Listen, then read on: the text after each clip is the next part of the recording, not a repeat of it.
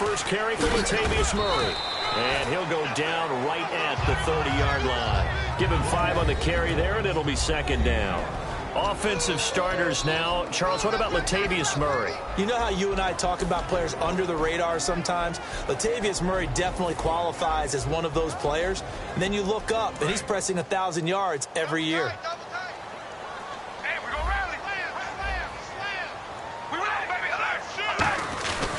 Again, it's Murray. And he'll scratch out only about a yard up to the 32. A group effort there. A bunch of Charger defenders there to make the stop. And we'll take a look quickly at the San Diego defense. Brandon Flowers is a veteran cornerback who often has his speed questioned, but never his playmaking ability. Carr going to try and throw on third down. He's going to leave this for his running back. It's complete. Okay, look at this. The punt team nowhere to be found. They're on the sidelines. Offense going to go for this on the opening drive. They do go for it. It's Carr to the sideline, and he's got it. They say the feet are down. Yes, the line judge says they're in. That'll be a first down. I don't know if I agree with that. I guess they don't care if I agree with that. But, boy, you have to be surprised by that, right? I definitely was surprised that they decided to go for it in this situation. But they must have either felt like they either had a great play call on or they're trying to show extreme confidence. Murray had the 1,000-yard season in 2015, followed that up with 788 last year. Now, also in the mix in Oakland, you had Washington, you had Richard. How do you see this backfield playing out going forward? I think you'll see a similar combination going forward. I think that's one of the reasons that he dropped from a 1,000-yard runner to 788 because they had other options. They're able to bring in Washington, Richard. They can use different plays for those guys, a lot of versatility, and really upgrade their offense with an infusion of speed. But Latavius Murray, I think he'll still continue to be the lead guy out of that trio. And incomplete there. A nice hit. Jars the ball free and brings up third down. Whenever I see an in-route dropped, as we just saw on that play, I'm always thinking that in the back of their mind, they're worried about what's coming at them because they're going towards traffic on that route as opposed to being away from it and maybe having a little bit more space. He's going to fight. And this is caught right along the sideline. What a job of keeping the toes in bounds there. So Amari Cooper out of Northwestern High School in Miami making a nice play there. And it's so funny that when I was going through the draft process when he came out of Alabama and was inquiring about him and his skills, they say it all began back in Miami. He really became a pro receiver at a young age because of his attention to detail and precision. But don't forget his athletic ability. That's what made that catch there. He did spend 1 year with Teddy Bridgewater as his quarterback there, so that helped back in high school. They fake the handoff. Now Carr. Flush to his right. And the Raiders are in for 6.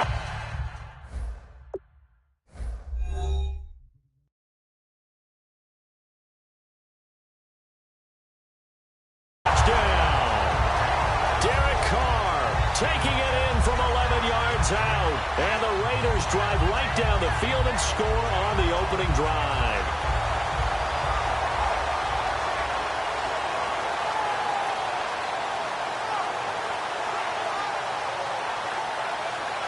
Sebastian Janikowski on for the PAT. And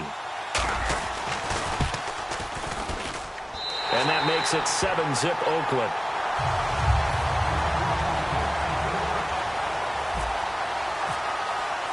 Now Janikowski following the score. He'll boot this one away. That'll be taken in the end zone. And he'll make it across the 20. As his guys will set up shop at the 23-yard line.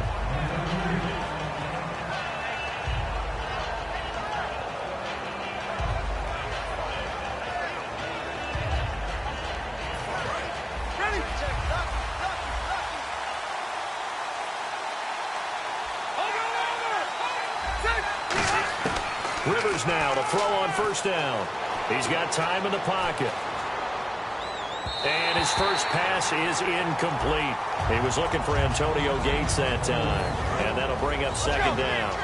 This offensive unit, often they rely on the sure-handed Antonio Gates. We know all about his basketball background, but his football acumen, one of the best tight ends in the league.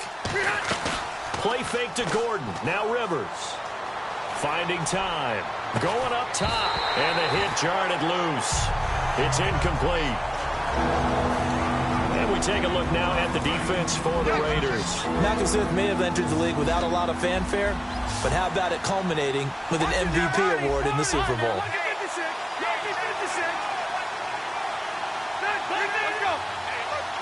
And it looks like we've got a dime set here defensively. 6 DBs in the game. And he'll fight forward to about the 27. Now whistles, and the Raiders are going to signal for a timeout. They'll have 2 remaining as we step aside here in this first quarter. And they're going to at least line up to go for it here on 4th down. And the back goes into motion.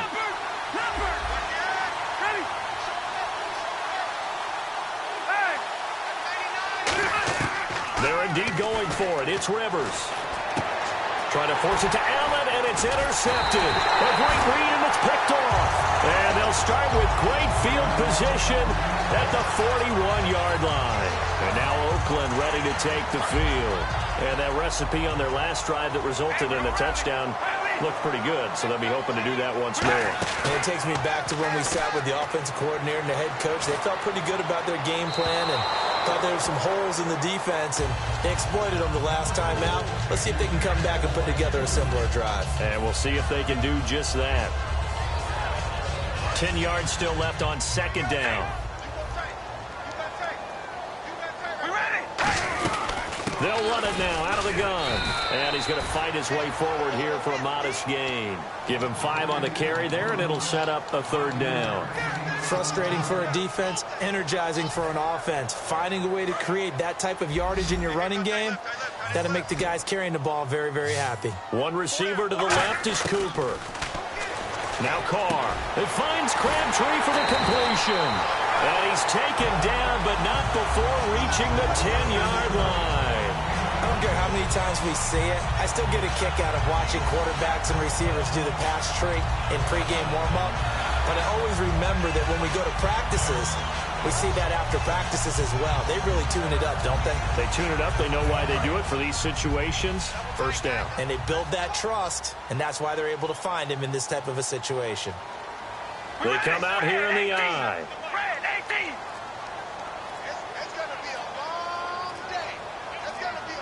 The play clock's running down.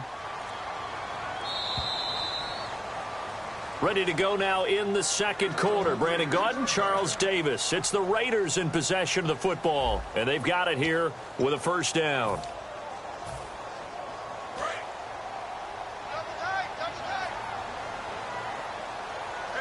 Murray the lone setback. He's going to get the football. And he'll take this from the 9 down to about the 7. We always like to talk about defense in terms of levels. 1st level defensive line, 2nd level linebackers, 3rd level defensive backs. On that run, that was what we call a 1st level run, and it was stopped by a 2nd level player. 2nd and goal from the 7. This is Murray. And he'll take it into the end zone for a Raider touchdown. Latavius Murray, a 6-yard touchdown run. And the Raiders add 6 to their lead. And there you go. Nothing really too complex. Block, keep to your assignments, let them run it in. They did it. Fundamental football. Good blocking beats good tackling on that play. End result, touchdown. That'll be taken in the end zone. And he'll wind up about 4 yards shy of where he would have been if he had taken a knee, as they'll start at the 21-yard line. And now San Diego getting set to go. And following the interception, we'll see what they can put together on this drive. I can hear my old college coach right now. He always used to tell us before every game, the team making the fewest mistakes will win. What they're hoping is that last mistake is their only one of the game. Coaches, that's all they talk about, turnovers, right? Minimizing those and maximizing opportunities. Rivers now on 2nd down. Hit as he throws there, incomplete. Antonio Gates, the veteran tight end, was the intended receiver. Third down here. It's a tried-and-true formula, and I don't think it'll change for as long as we play football. If someone's trying to throw the ball and you can put pressure on them and make it tough, that's only going to help your defense. Yeah, he's since being hurried. He got rid of it before. And he's going to lose a yard or two. Taken down behind the line. Looks like the offense is going to take another shot here. They're going on 4th and 13. Oh, my goodness. Was that a defensive back that got to him with the pressure? Oh, look at the former defensive back. You're all smiles up here. I hope everybody can hear my smile on that play. And Allen's got it. And he gets it to the 32. Good enough for a first down. That one good for 14 yards. And they're able to move the chains as they convert on 4th and long. Hey, Rocket. Hey. They'll run it now out of the gun. And some room to maneuver. And they'll get it up just short of the 45 at the 44. Now whistles come in. We're going to get a timeout here by the offense. They'll have 2 remaining as we step aside here in this second quarter. In motion is the tight end Gates.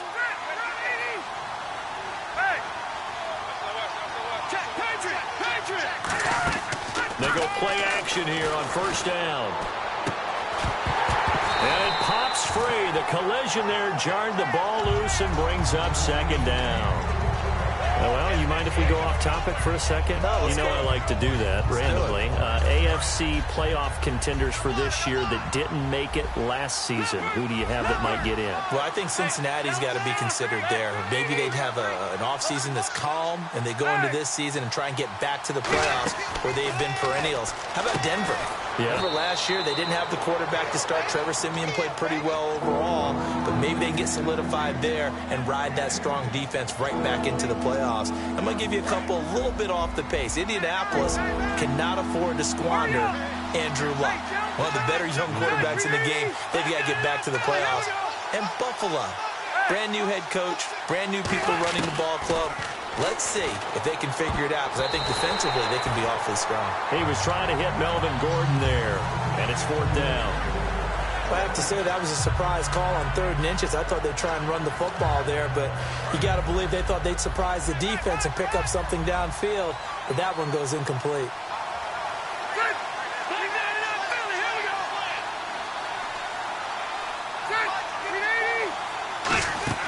Now Rivers on 4th down. Gets it to Benjamin. It's caught.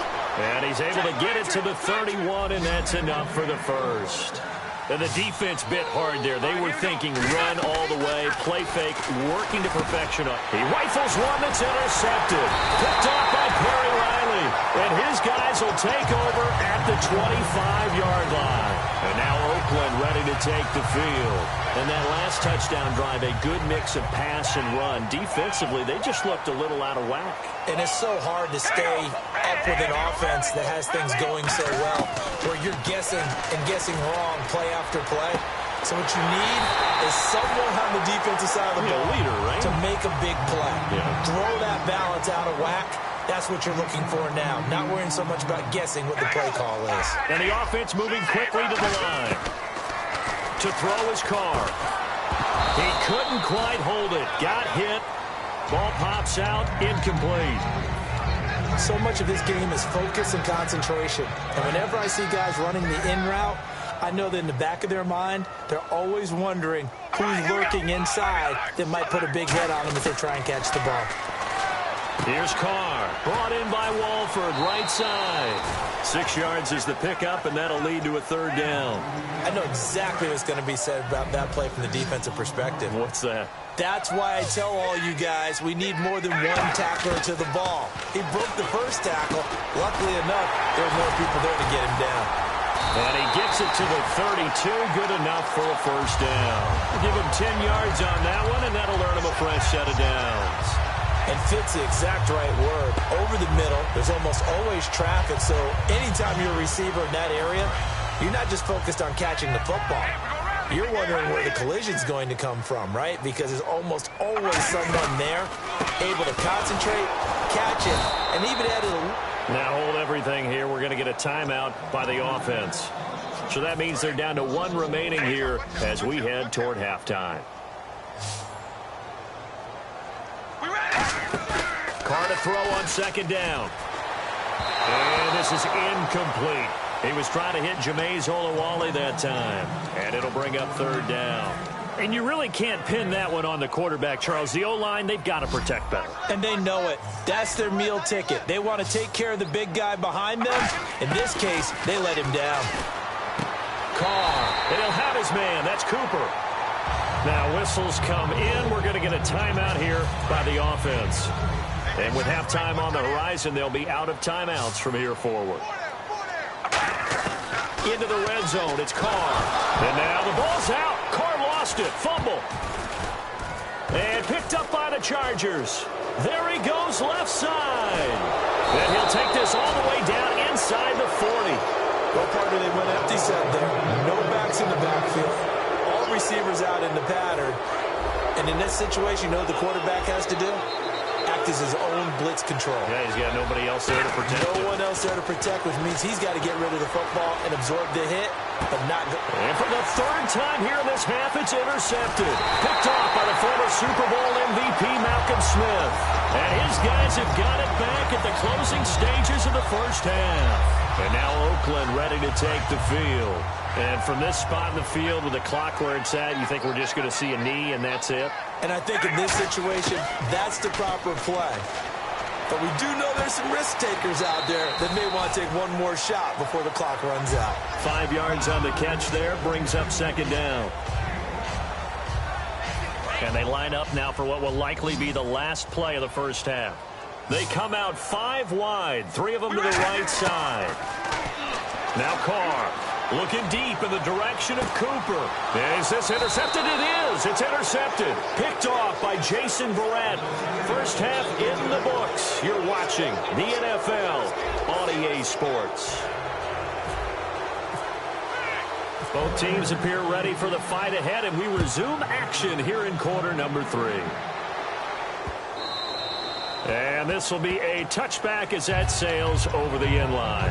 Out comes the Chargers as they'll go on offense now to start this 3rd quarter. And 3 interceptions in this game. And I would have to think, I wasn't a quarterback, but number 4 is kind of, you're like, oh, man, I can't throw 4. No, what's interesting is what do the coaches decide to do now? Having thrown 3, do you alter your offensive strategy? Do you take the ball out of his hand? That's caught inside the 20. And all the way in. Touchdown, San Diego. Travis Benjamin, 75 yards. And the Chargers have made this a 1-score game. And Lambeau now, after the touchdown, he'll kick this one away. And no return on this one as the fair catch is signaled for and taken. So here comes the Raiders offense getting ready for their first possession of the 2nd half. And following the interception, just any interception, are you a little bit more cautious when you start that next drive, or no, you just throw that out the window? I think you are. I don't think that there's any way you can run back out there and go, totally didn't affect me. Let's just go ahead and be loose with the football again.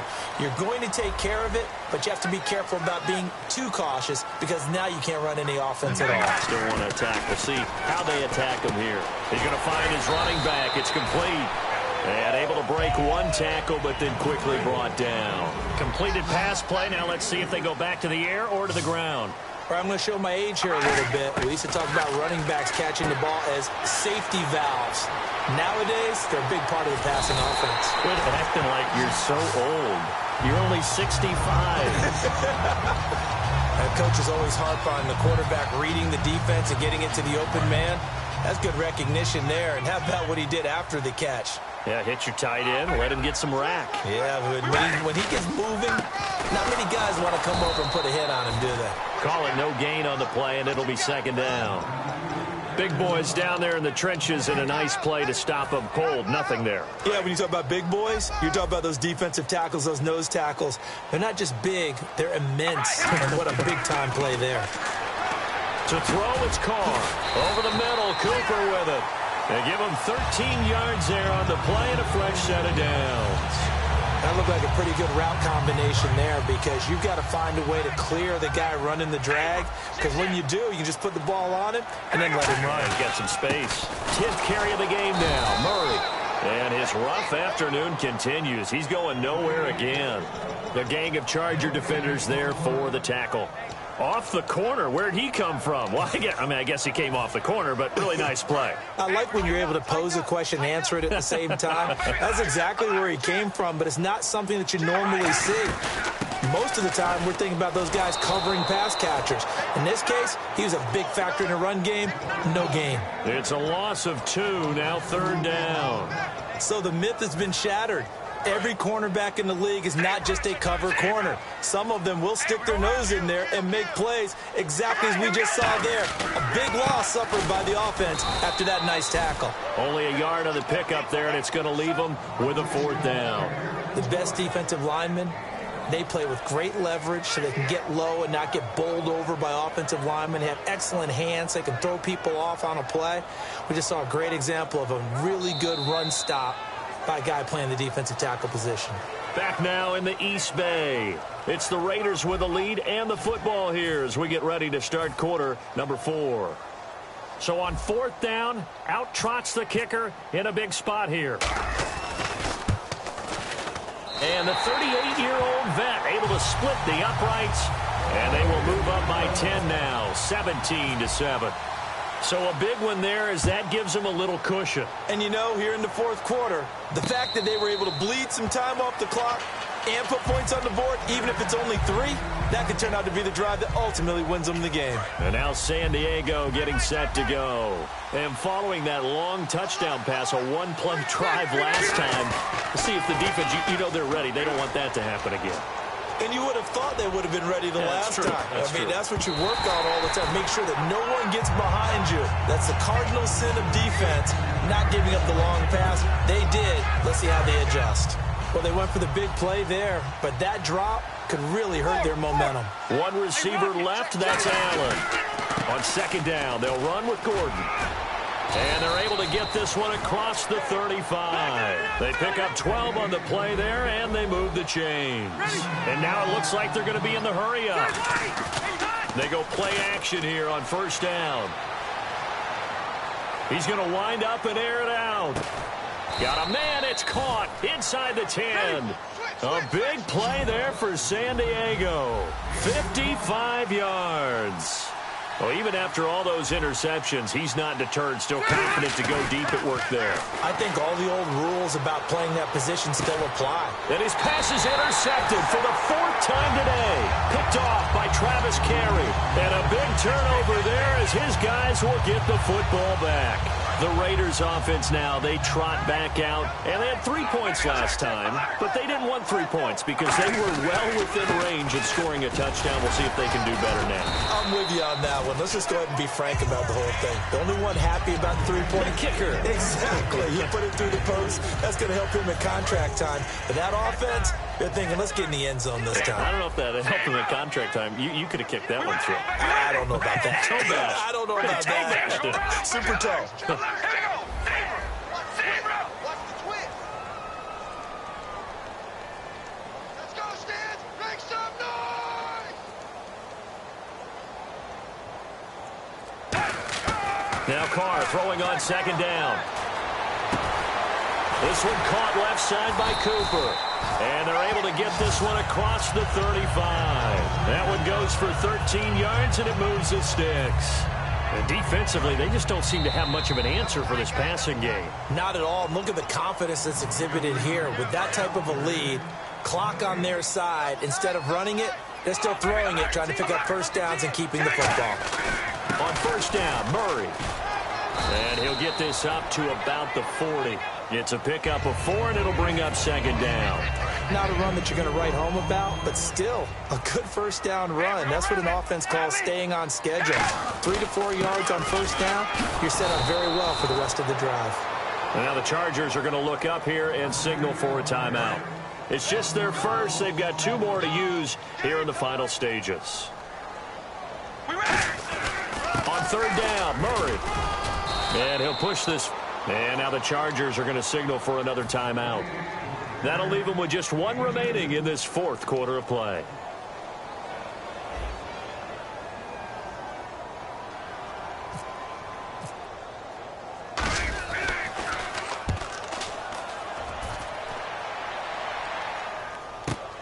Oh, he'll field it in the end zone.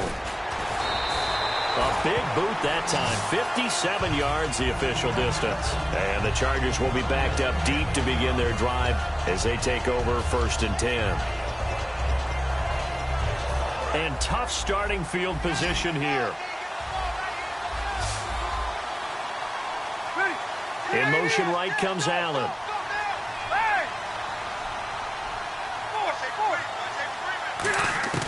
Here's Rivers.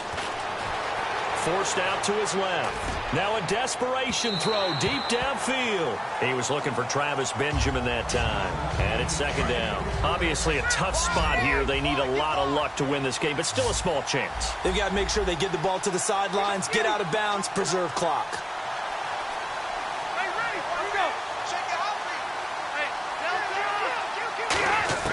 Now Rivers.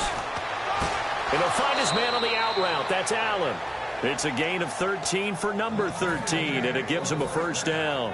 That was a nice completion on an out route, and those types of plays are the result of arm strength by the quarterback and timing by the receiver. One receiver left. That's Allen.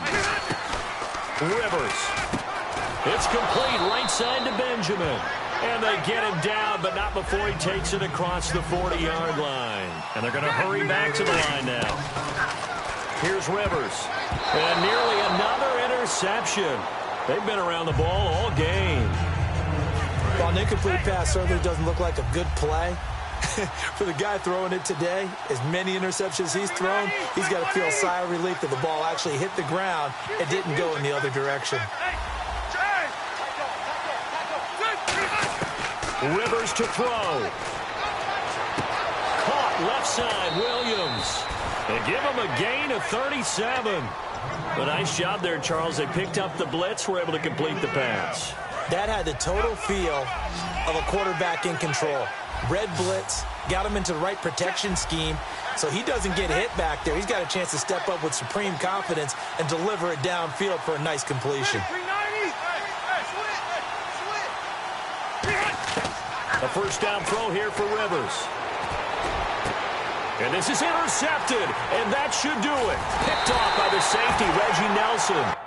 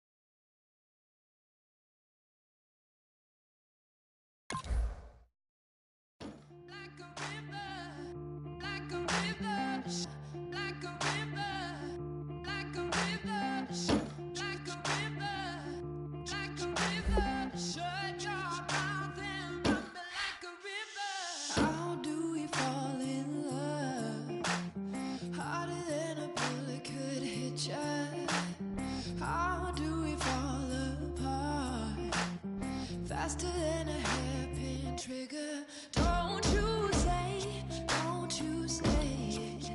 Don't say, don't you say it. One breath, it'll just break it. So shut your mouth and run me like a river. Shut your mouth, baby, stand and deliver. Holy hands, pulling, make me a sinner. Like a river, like a river. Shut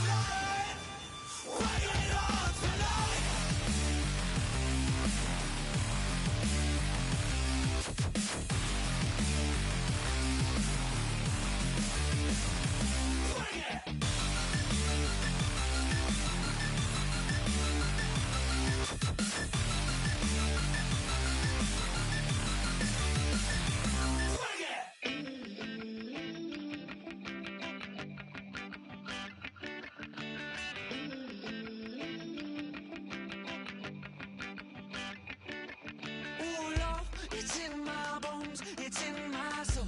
You're never gonna break me down, oh no. I've got gold running through my veins. One shot, straight to the heart. No, I won't drop. You're never gonna slow me down. I've got the energy of a tidal wave. You don't gotta believe in me. I know who I wanna be. You don't gotta believe in me. Gotta believe in me. Gotta believe in me. Gotta believe in me. You don't gotta believe in me. You don't gotta believe in me. Gotta believe in me. Gotta believe in me. It's in my bones. It's in my soul. You're never gonna take that from me. No, I'm gonna be who I wanna be. Oh, say what you wanna say. I'll do it my way. I'm swimming in a sea of dreams all day. Nobody's gonna hold me underneath. You don't gotta believe in me. I know who I wanna be. You don't gotta believe in me. Gotta believe in me. Gotta believe in me. Gotta believe in me. You don't gotta believe in me. You don't gotta believe in me. Gotta believe in me. Gotta believe in me. Money to give up. Oh no, I will not fall down. Money to give up. No, I'm never coming back. You don't gotta believe in me. I know who I wanna be. You don't gotta believe in me. Gotta believe in me. Gotta believe in me. Gotta believe in me. You don't gotta believe in me. You don't gotta believe in me. Gotta believe in me. Gotta believe in me. Money to give up. I will not fall down. Money to give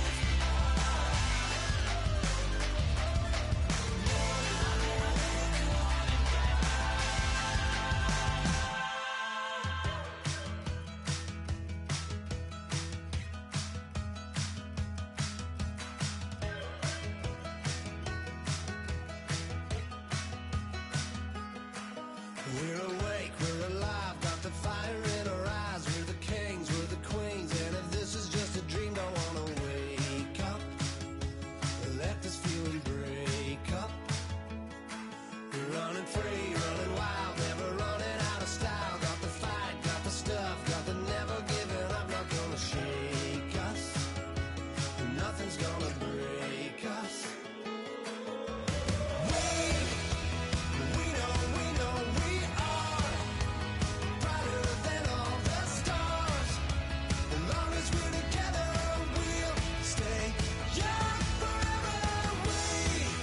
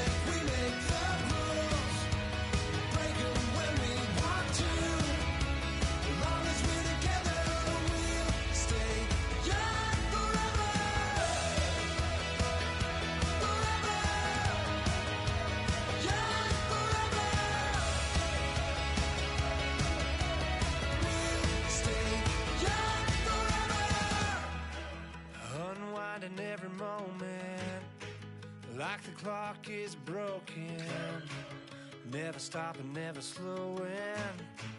Yeah, we're living wide open, unwinding every moment, like the clock is broken, never stopping, never slowing. Yeah, we're living wide open. We know we are brighter than all the stars. As long as we're together, we'll stay young forever. We make the rules, break 'em when we want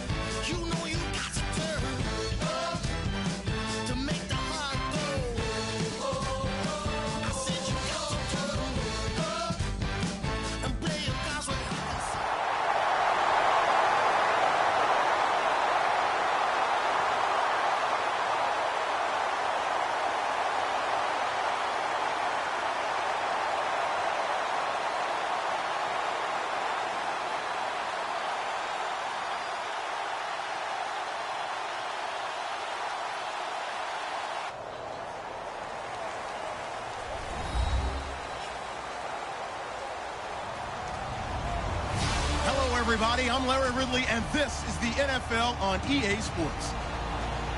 We've got a good one on tap today, and there's going to be two quarterbacks ready to get it done on the gridiron. It's Wilson's Seahawks going up against Ryan's Falcons. So with that, we'll send you out to the Georgia Dome in Atlanta, home of the Dirty Birds, where we bring in the two men who will call the action, and that's Brandon Godden and Charles Davis. Gentlemen.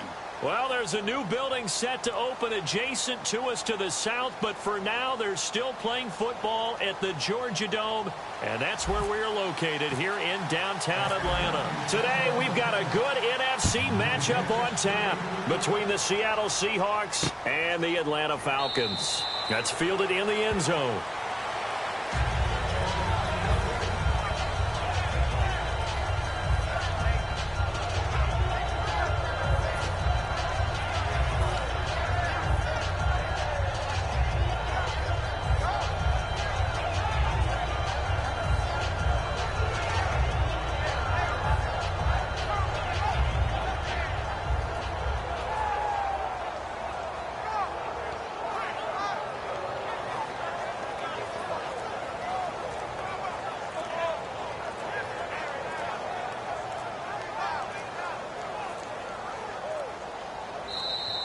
Play clock down to 0, and this is not the way to start a drive.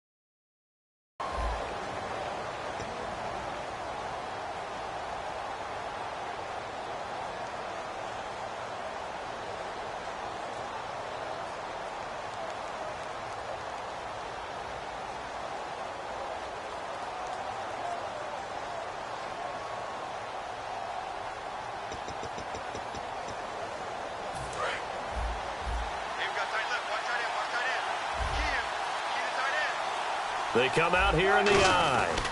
Wilson going to give to Rawls. And he's able to get out to the 32, brought down there. Earlier, partner, when discussing Russell Wilson, you said you think he's best when Seattle is running back centric. Is Thomas Rawls the centerpiece going forward there? I think so because of what he did 2 seasons ago before he got hurt. Because he runs that offense the way they want it run. One cut, downhill, get upfield, and Thomas Rawls is perfect for that. That's caught inside the 20. A big play that time for the Seahawks. 52 yards. A great job pulling that one in from a guy, as we know, who can really blaze. He's got a lot of speed. And that speed can work for him so many different ways. Sometimes he just takes off and goes and just runs past people. Sometimes you get people to back off so far that you can catch everything underneath. But still, at some point in the game, you probably have to make some contested catches, right? Sometimes you have to go up and beat a defender for the football. He has that in his arsenal as well. Showed it right there. And the quarterback, he's got some big threats at wideout. And they seem to get bigger all the time, don't they, Brandon? Every time I look out and watch a game, we're getting these bigger, more athletic, acrobatic receivers. We have some today. And incomplete there. A nice hit. Jars the ball free and brings up third down. And here we go. We get to see the Falcons again on offense. A crew that last year scored 540 points, tied for 8th most all time. But my question is this. Such a crushing Super Bowl loss in the offseason. Does that set you back? In a double coverage, and it's intercepted. A great read, and it's picked off. And a big turnover there as his guys will get the football back.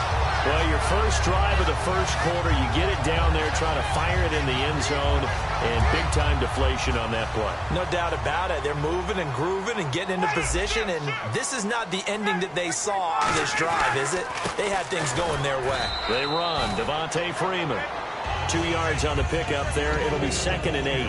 A glance at the starting unit. Julio Jones, a threat on the outside, of course. combines great athleticism, incredible speed, and a whole lot of toughness to be one of the better receivers in the NFL. They'll need to get the play off quickly. To throw is Ryan. Connects with Sanu right side. Only 3 yards on the catch. It's third down. The Seahawks, here's their defensive lineup. When Bobby Wagner's career is said and done, people are going to look back and say he was an absolute steal in the NFL draft. A Pro Bowl player for any team. And on the outside, they're playing press coverage. 3rd and 5, so they bring in an extra defensive back. An expecting pass. Here's Ryan, and he'll go out of bounds across the 35-yard line. Give him 12 yards on that one. It earns him a fresh set of downs. And that's how you pick up a first down. Not only does he make the catch, but has enough body control to get his feet down inbounds, toe tapping, and dragging to make sure he gets it done.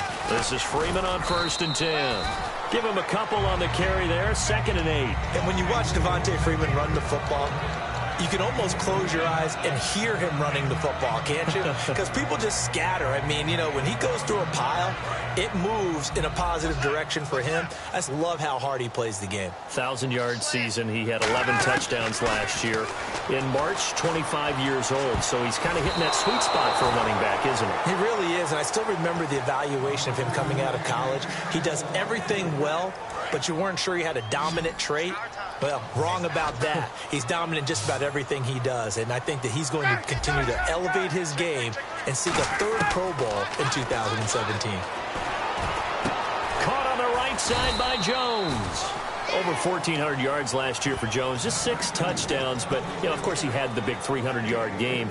However, when he was blanketed with coverage, he always opens things up for other guys, doesn't he? He does, and that's what's benefited Atlanta's offense. Other guys were able to step up. In 2016, Mohamed Sanu stepped up and had his best year as a pro. Austin Hooper, as a young tight end, really developed down the stretch. And Taylor Gabriel, who had come over as a free agent from Cleveland, he really flourished, actually led the team in touchdown catches. But there's only one Julio Jones, and you want to get the ball to him as much as possible. Sanu with a grab over the middle. Give him 9 on the play, and they're able to pick up the conversion here on 4th down. Alongside Charles Davis, Brandon Gaudin, it's the Falcons in possession to begin quarter number 2, and they're on the move here. They've got it 1st and 10. Offense walks to the line for play number 7 of the drive.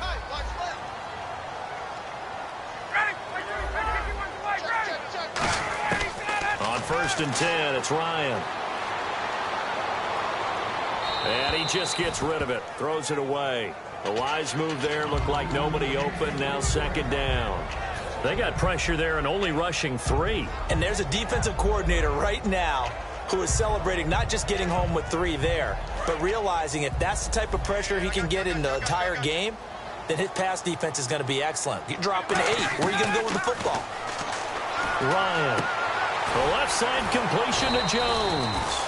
They'll get 9 there as that sets him up better for 3rd down. An ex-teammate used to tell me all the time, I hate experienced quarterbacks because no matter what, you really can't hide what you're doing. And I think that right there, he knew right away where the blitz was coming from, where his primary guy was going to be, and he ended up going to a secondary target for a nice game. I was just going to ask you, that wasn't the primary target. He's so good at that, isn't he? I think he knew right away that he wasn't going to get to his primary guy. I think he read that as soon as he got to the line of scrimmage, knew where the pressure was going to come from, and said, I know how to beat that, and that's what he did.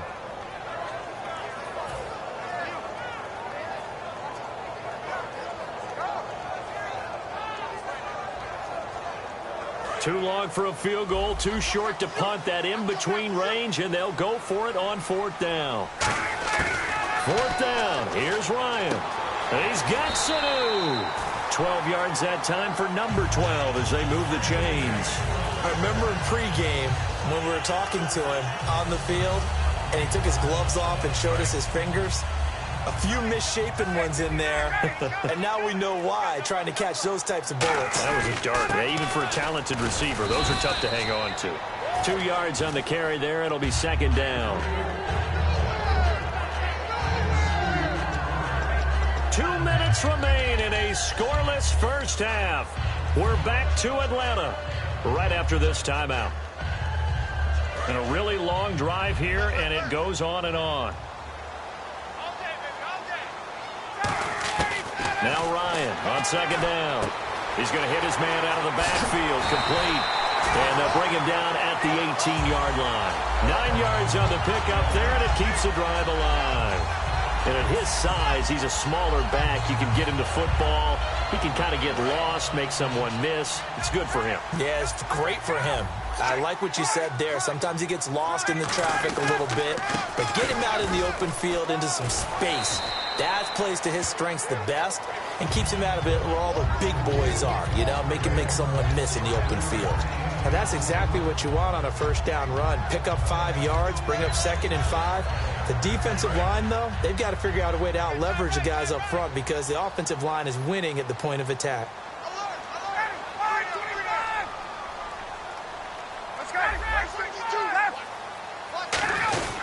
Ryan turns and gives to DeMarco. And he'll be brought down this time at the 5-yard line. It's an 8-yard pickup, and it leads to a 1st and goal. Brandon, you know, we talk about having wrinkles in a game plan. That was a fold right there. How about that play? Being able to change things up. You think anyone else on the team's going to get the ball, and in that situation, they surprise everyone and give it to their big guys. The former Indiana Hoosier here, Tevin Coleman.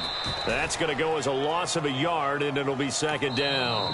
Now hold everything here. We're going to get a timeout by the offense.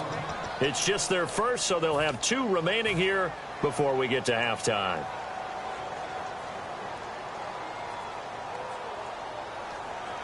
And this seemingly endless drive continues.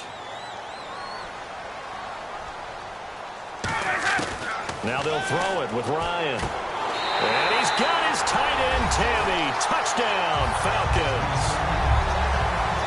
Jacob Tammy, as the first half is winding down. And the Falcons are in for 6. And he's able to put it through. Now after the touchdown, it's Bosher to kick it away. That'll be taken in the end zone. And not wanting to risk anything here late in the half, he'll just take a knee and they'll bring the football out to the 25. And out now come the Seahawks. And with time quickly fading here in the second quarter, not sure how aggressively, offensively they want to play this. I think we'll find out just how much they trust their guys in this situation if they decide to take a shot.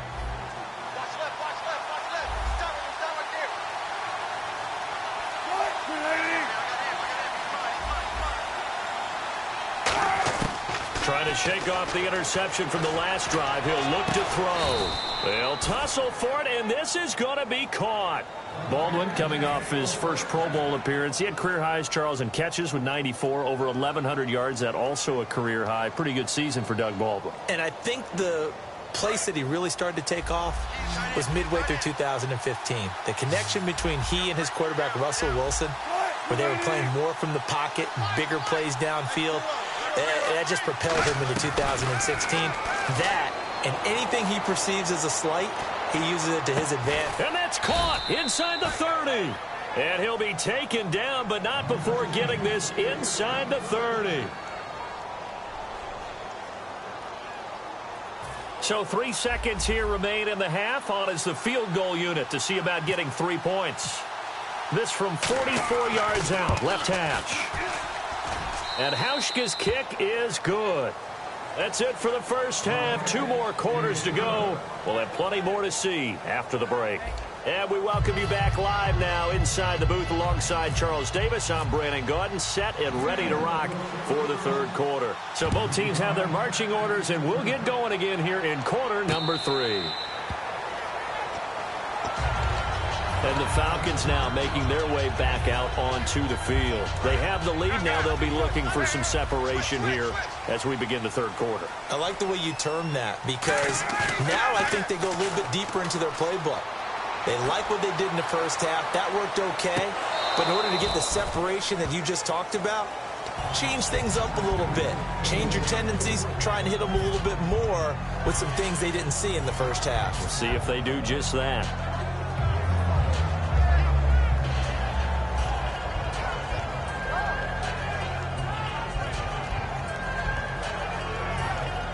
second down now after the incompletion. 5 wides in the game, 4 of them to the right side.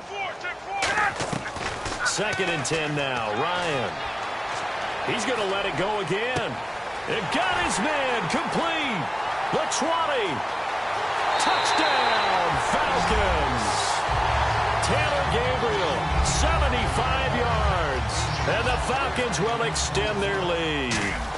And correct me if I'm wrong, that was just a simple fly route, wasn't it? No, there's nothing to correct at all. You've got it down pat. And I just remember as a player, when I'd be in practice sessions, and I'd hear 9 from the receivers, that meant fly route, go, look out.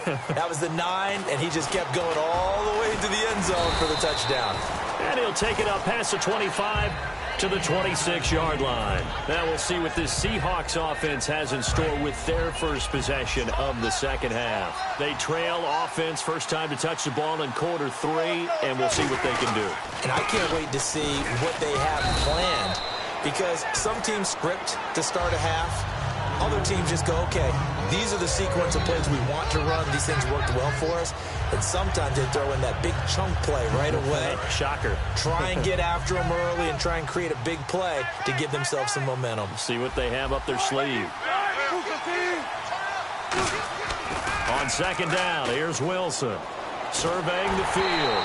And he takes a shot on the release as this will be incomplete. When defenses get to the quarterback that quickly, a lot of times it's called a jailbreak. It wasn't quite that fast, but fast enough that he had no time to look downfield and set himself to throw the ball. And as he tried to do that, he was hit, and it forced an incompletion.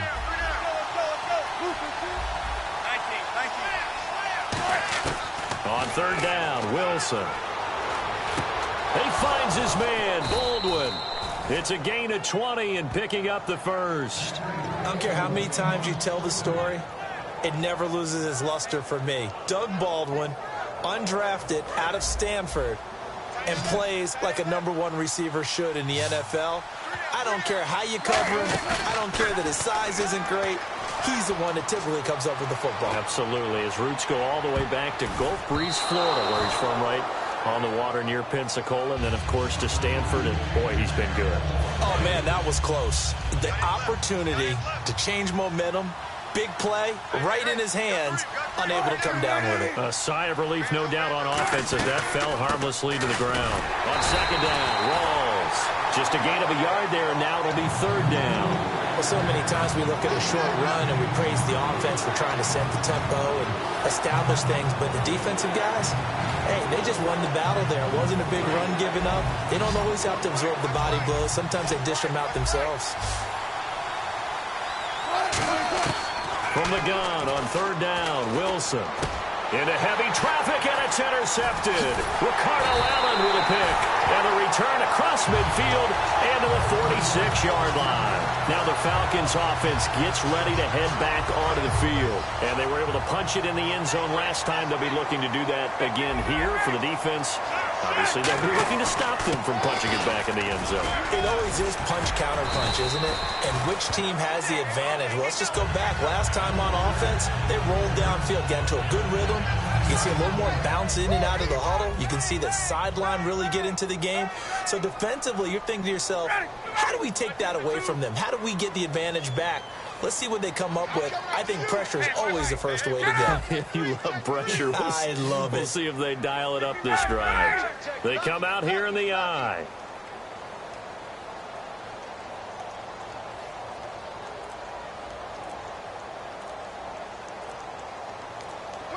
Time running out here on the play clock. They stay on the ground. Again, it's Coleman. And he'll be taken down at the 34. Credit him with a 1-yard gain there to make it 2nd and 9. Partner, we know today's NFL is really built around the guy throwing the football.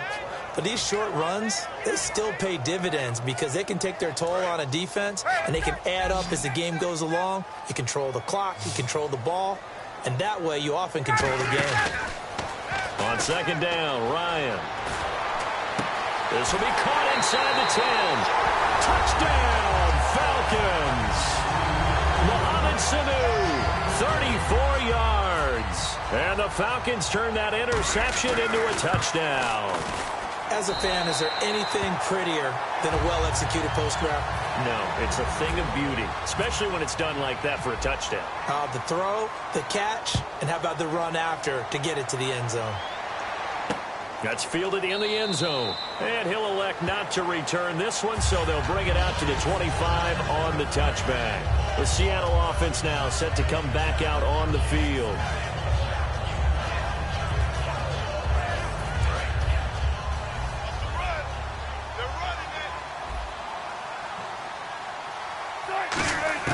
They go back to the air here after the INT on the last drive.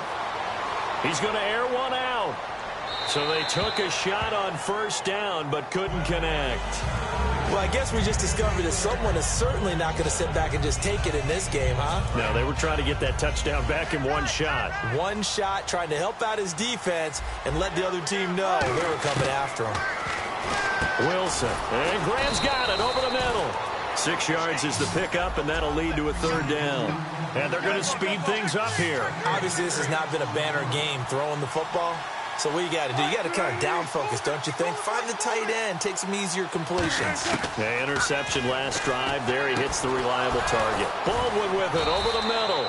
And he'll be taken down, but not before he gets into enemy territory.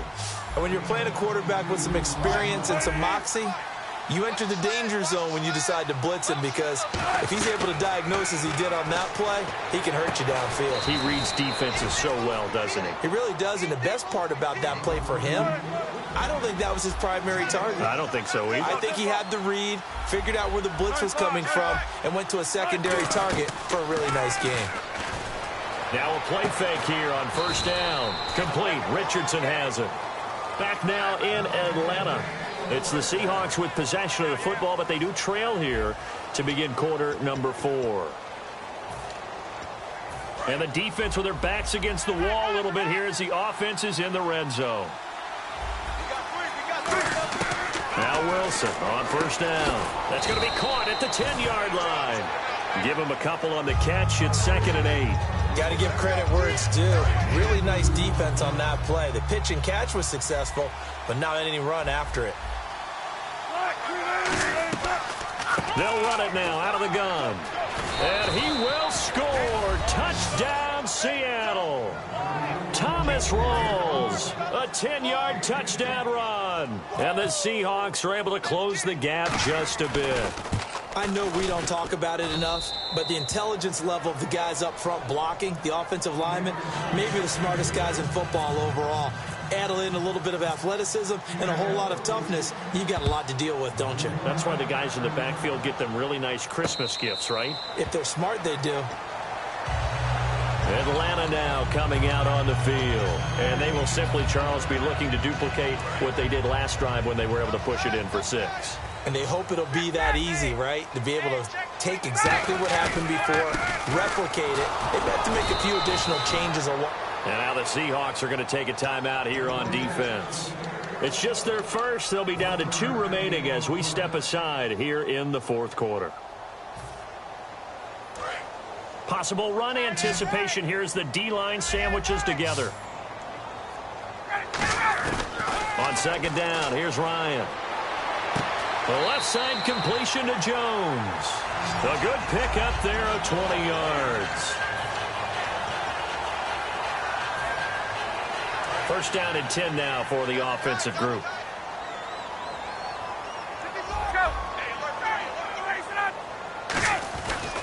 Coleman now.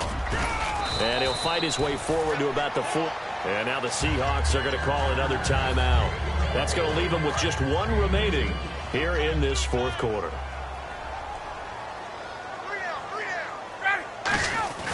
They will run again with Coleman. And an alley to run. Cuts left. And a cut to the sideline. And he'll take it into the end zone. Touchdown, Atlanta. Tevin Coleman, 51 yards. And the Falcons will add on to their lead. And the lead is up to 18 now. Now after the touchdown, it's Bosher to kick it away. That'll be taken in the end zone. And a pretty good return here. He'll be stopped just shy of the 25 at the 24-yard line. As Seattle now ready to march out of the field. Last time they were out, they scored. Still trailing here, though, so some work to do. But it's okay in terms of mindset. Because they scored the last time, they're not quite as worried about being down on the scoreboard because now their confidence is a little bit higher. They feel like they've got something going, and they feel like they can attack again and put more points on the board. Are you scoreboard watching if you're the offense, or are you just focused on this drive? We wouldn't be telling the truth if we said that they didn't scoreboard watch. Everyone does it to some extent, but you've got to set it aside right now and just focus on this series. That'll take care of the scoreboard if they punch it into the end zone. And it drops down incomplete. Thought he might have had it. Instead, second down. And when all else fails as a defender, when you're not there in the coverage, your best friend is exactly what we saw there. A big play shot taken by the offense.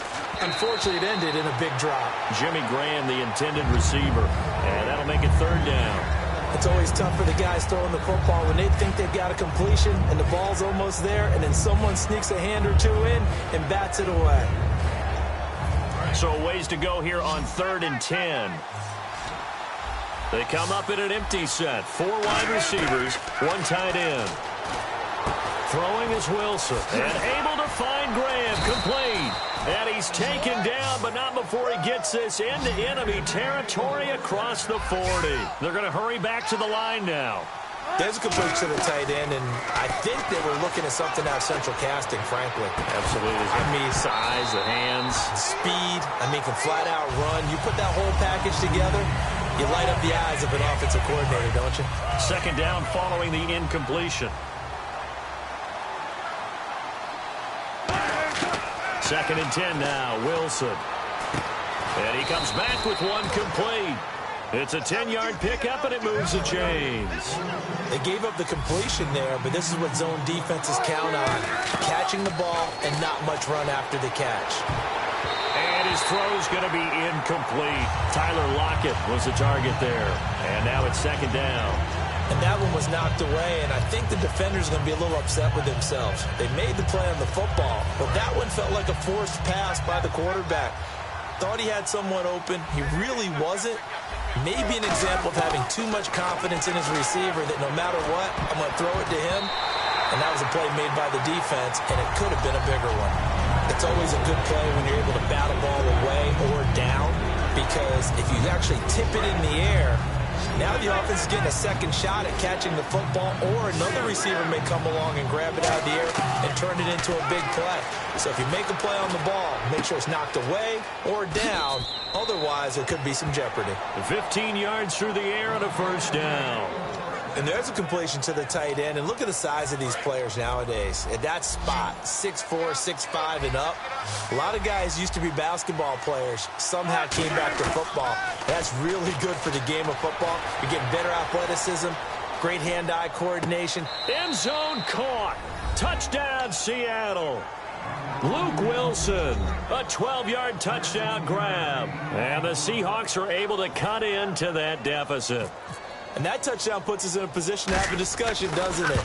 Now it'll be a 2-score game after the conversion. Yeah, I mean, there's no doubt with a 2-score game they're going to have to onside kick it. We'll just see if they've got a miracle up their sleeve. And you wonder what onside kicks they're going to use and in what sequence if they hope to have a chance to win this game. And a good job here by the Falcons. Their hands team able to recover it. They knew they...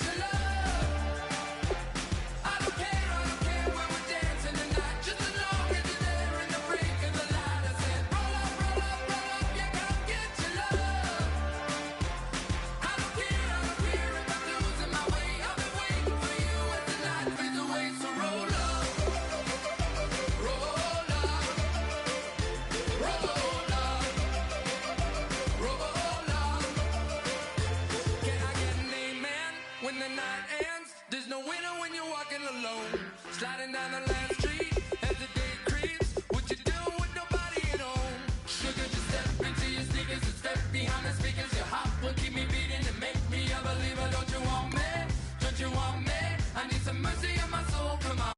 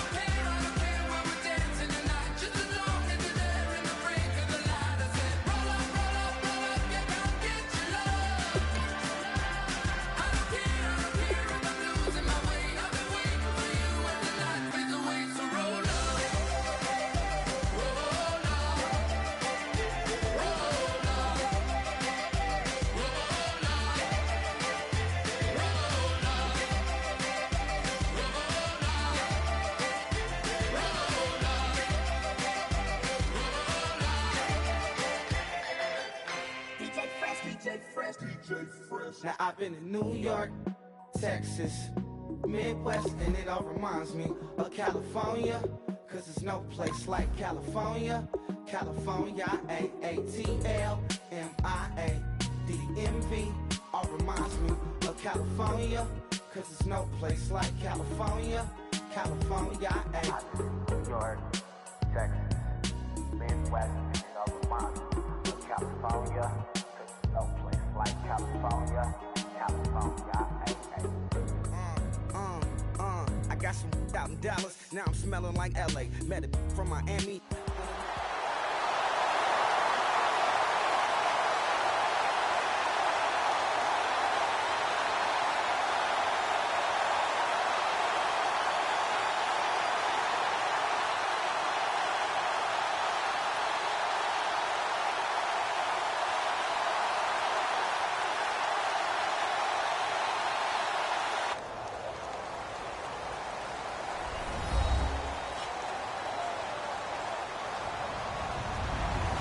Everybody, I'm Larry Ridley, and this is Madden 17 on EA Sports. And this AFC West matchup features two quarterbacks. One, a steady signal caller who moves the chains. The other likes to throw the ball deep down the field. It's Alex Smith going up against Derek Carr. With that, we'll get you out to Oakland, as we'll hand it over to our colleagues, Brandon Guyton and Charles Davis. Thank you very much, Larry. We are here on a beautiful afternoon for football. Today, it's a matchup in the AFC West between the Kansas City Chiefs and the Oakland Raiders.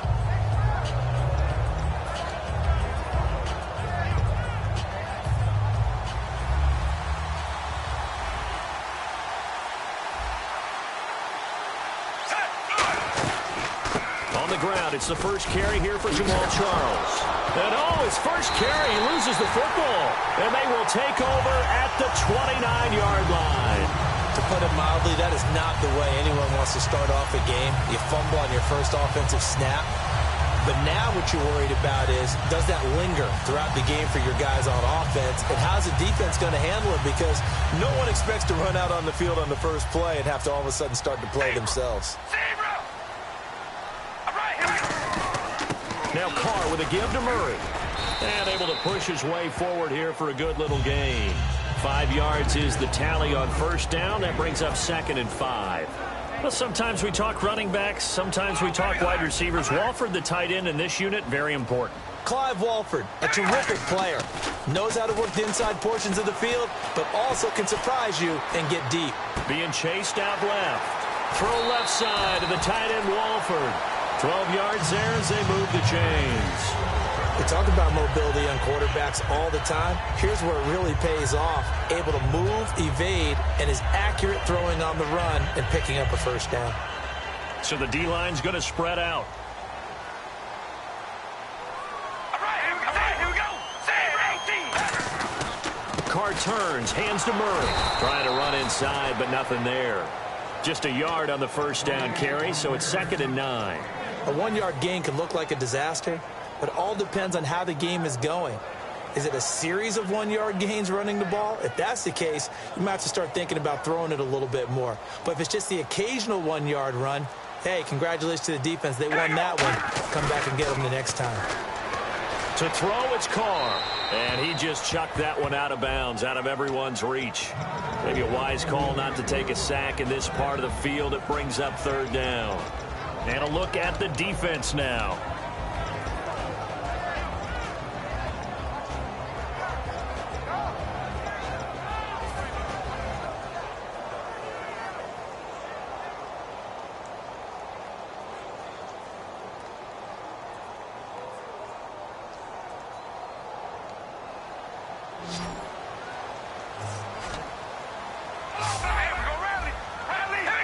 And the wideout in motion.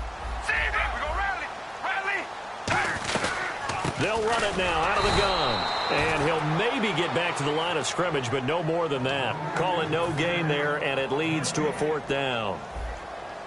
So now on 4th down, the Raiders will turn it over to the left foot of Sebastian Janikowski. And the 38-year-old vet able to split the uprights. And the Raiders jump out to a 3-0 advantage. So the opening drive for them here on their home turf results in a field goal. Now that's the way you want to get things started.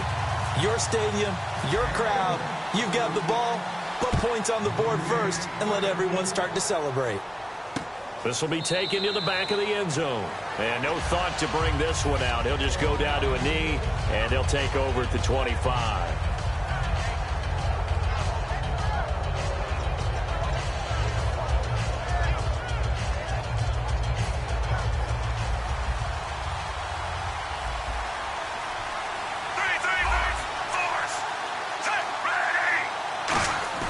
On 1st and 10, Smith.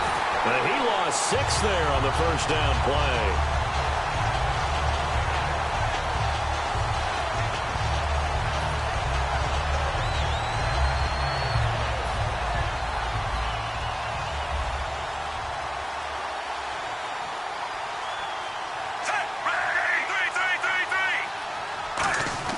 On 2nd down, here's Smith.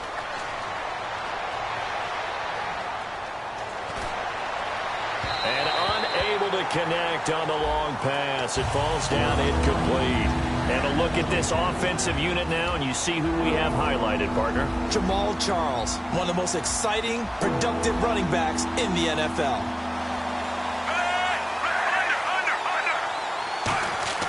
Third and long, it's Smith. And this one caught by Travis Kelce. There are certain words that sometimes we overuse, but there's one that's really welcome on a player's resume, and that's the word breakout. And I thought Travis Kelce was one of the breakout stars of 2016 in the NFL. What a season he had with Kansas City. Over 1,100 yards. Now, to put that into perspective with everybody else that was catching the football for them, the next closest had 593 for the Chiefs. So, breakout year indeed. And for me, it's how he did it, because he did it in a variety of ways. Whether he's an inline tight end, a guy who could split out and really become a wide receiver, and then when he caught the ball, he ran like he was a running back. It'll be a gain of 24 on the play. And on 4th down, they're able to convert and move the sticks. The first down carry here for Charles. And he got blown up. Losing yardage on the play back at the 44. It's a loss of a yard there, and now 2nd down. I think a lot of people are a little bit surprised there that they ran the draw after that successful pass play previously. But the thought process had to be, maybe we can catch them rushing the passer and hit something big with the running play. Toward the sideline, that's hauled in by Macklin. He got 29 yards that time.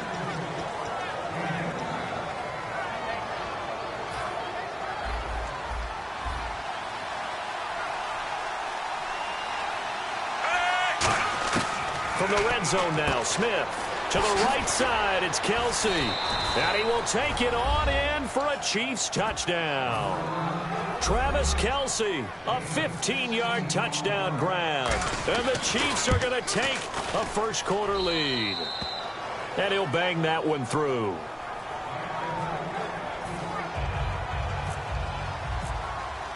Now, after the touchdown, here's Santos to kick this one away. And a fair catch signaled for and taken successfully. And now Oakland ready to take the field. And last time they got 3 points, but it was a chip shot field goal. And when you go to the sideline after a chip shot field goal, maybe the offense not too happy.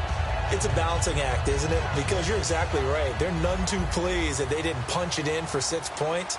But they also have to remember they did put points on the board. 3 points is 3 points. And in this league, you take points when you can get them. Not easily done.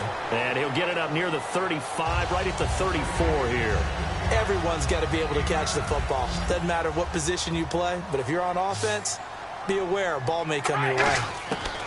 Carr to throw on second down. Toward the sideline, and look at that catch. Dragging the toes, and that's going to be a first down. Well done.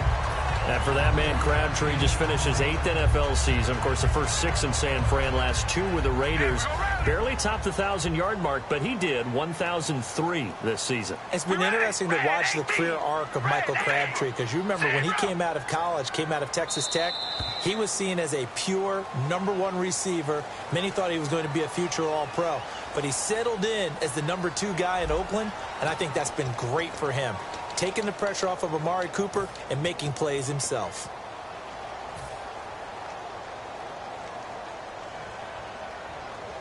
And the D-line pinching together, must be expecting the run. One receiver to the left is Cooper. We ready? Here we go. Rally. We go rally. On 1st and 10, here's Carr. And it pops free. The collision there jarred the ball loose and brings up second down. Little lull in the action here to go over an offseason storyline that's kind of interesting. L.A. a couple years ago, they have no teams, and now they're going to have 2 with the move from San Diego to L.A. What does that mean for the league and for the Chargers? It seems like an easier transition, doesn't it, than St. Louis when they moved back to Los Angeles. Less culture shock. Less culture shock, less, obviously geography, the whole deal. But it's a transition is not going to be easy. Remember, they're going to go play in a soccer stadium, essentially, for at least the first couple of years before they share a stadium with the Rams. So that changes things. Obviously, trying to create an identity in the market they haven't been in a long time. They began as the Los Angeles Chargers, but only played 1 season as such. Throwing his Carr on 3rd down. Into a double team, and it's intercepted. Picked off by Derek Johnson. And his guys are going to take over at the 34-yard line. And now here comes Kansas City. And they'll just simply be looking to build off the confidence of the last time out where they scored a touchdown. Then confidence is powerful, isn't it? When you've scored once, you feel like you can go back out there and get it done again. Doesn't matter what the defense throws at them. They feel like they're in a groove right now, and they want to get out there and show it. Yeah, hoping to stay in that groove here this go-around. One thing I know from experience is that when the deep ball is thrown and you're the defender, you've got to fight that little bit of panic that emerges. You've got to play the ball really well. It's a 50-50 jump ball play. And guess what? They took a shot. How are you going to win it? And in this case, they managed to get it done. 17 yards on the pickup there, and the drive will continue. Absolutely love the run right there. This guy's known for his quickness, but also for his speed. And he's able to get to the second level almost before you blink if you give him any type of blocking. Always talk about slot receivers, and they're usually known as quicker than fast. And the defense loses him. It's complete. And all the way in for a Kansas City touchdown. Tyreek Hill, 49 yards. And the Chiefs add on to their lead. And this one's right through to make it a 14-3 ball game. Now, after the touchdown, here's Santos to kick this one away.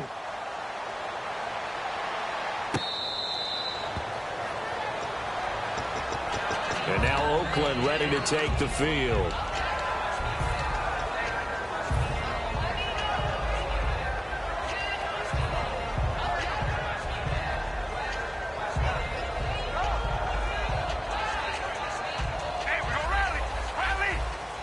And some changes here as the D-line separates some. They go back to the air here after the INT on the last drive. Finds Roberts left side. It's a gain of 11 yards that time, and it produces a new set of downs.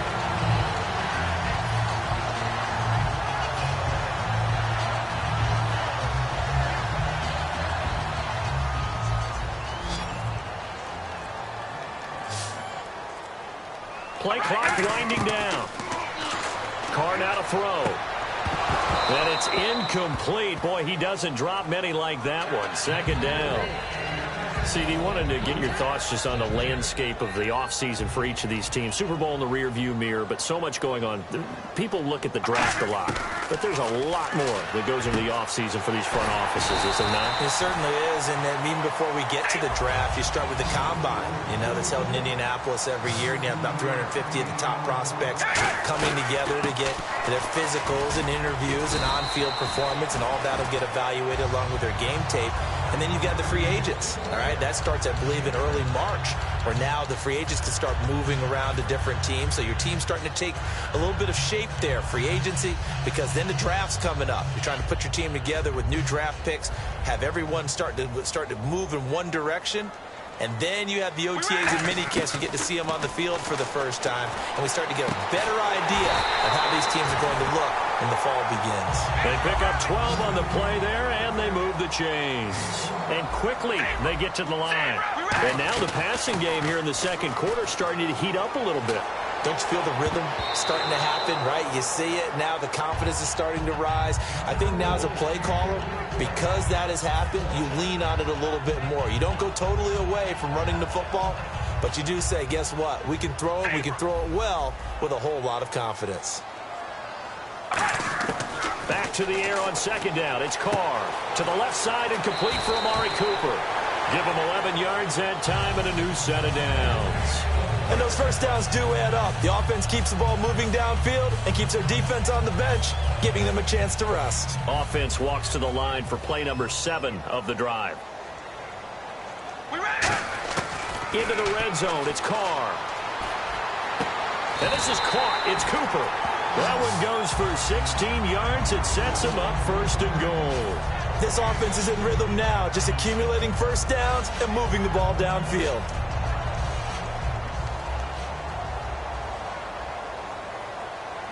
They come out here in the eye. Wide and Yates. We're going to rally.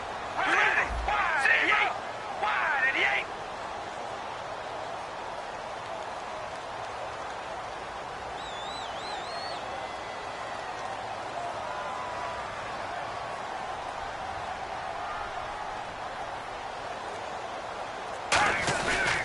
Now they'll run. Murray. And they will stop him after a fairly minimal pickup. It's a gain of a couple, and it'll be second and goal.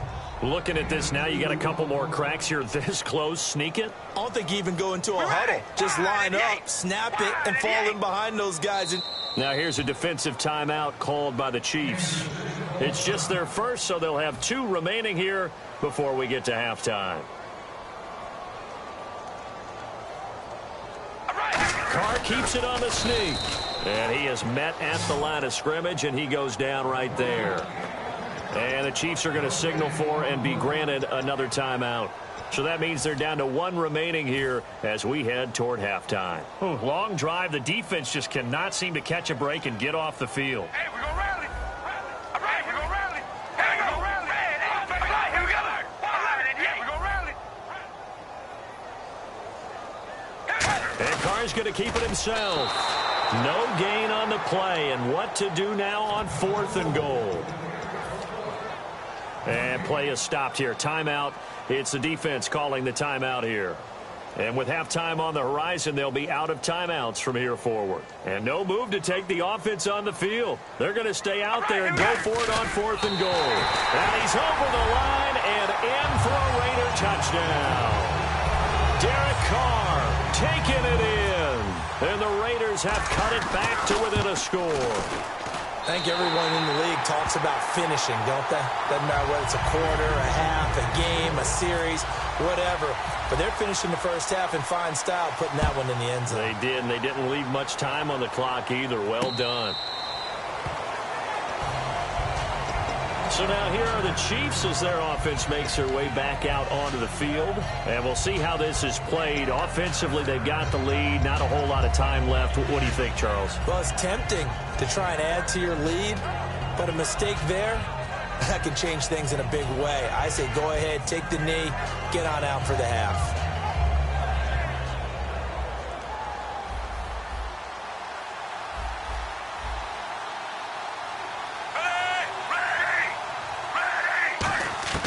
Now a first down throw. It's Smith. He couldn't quite hold it. Got hit. Ball pops out. Incomplete. That incompletion, Charles, gives me a chance to put you on the clock real quick. NFC teams last year that did not make the playoffs that might make a push this coming year. Well, 3 that come to mind right away that we thought were going to be in 2016. Minnesota, remember the start they got off to before that didn't work out so well for them. Arizona, we thought they were locked to be in the playoffs. In fact, many of us called them Super Bowl contenders. And Carolina, the defending NFC champs going into last season, they didn't make it. So I think that all 3 could return to former glory. I'm going to give you one way off the pace here. You ready? Let's go. The Los Angeles Rams. Ooh. They get the young quarterback going, and that defense continues to live up to expectations. And he fires one that's intercepted. A great read, and it's picked off. And his guys have got it back at the closing stages of the first half. And now Oakland ready to take the field. And this is a spot late in the clock near midfield, though. Maybe take a couple chances, see if you get in field goal range. You do that if you have trust. And this should be a position now where the great ones, they relish this opportunity to try and put points on the board. All right, here we go. Hey, we're going to rally. Rally. Hey, we're going to rally. Rally. Now after the INT, it's Carr. And now this is intercepted. My goodness. A great read, and it's picked off. And his guys have got it back at the closing stages of the first half. Now the Chiefs offense, they get ready to head on the field.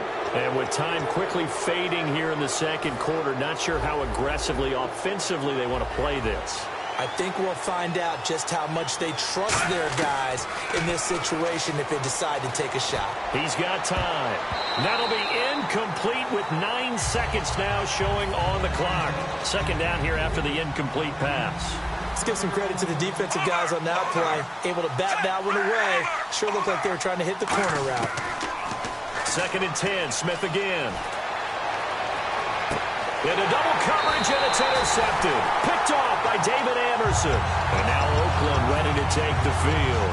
And from this spot in the field with the clock where it's at, you think we're just going to see a knee and that's it? And I think in this situation, that's the proper play.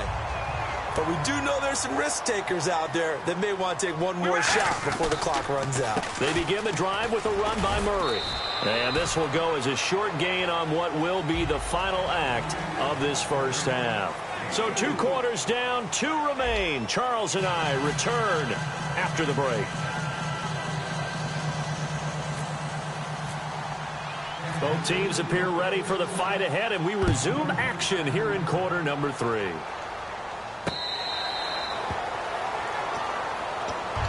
Out comes the Raiders offense. They'll go on offense first to start quarter number 3. They're close game, but they're going to need to do a little bit better probably here in half 2, no? I would agree with that totally.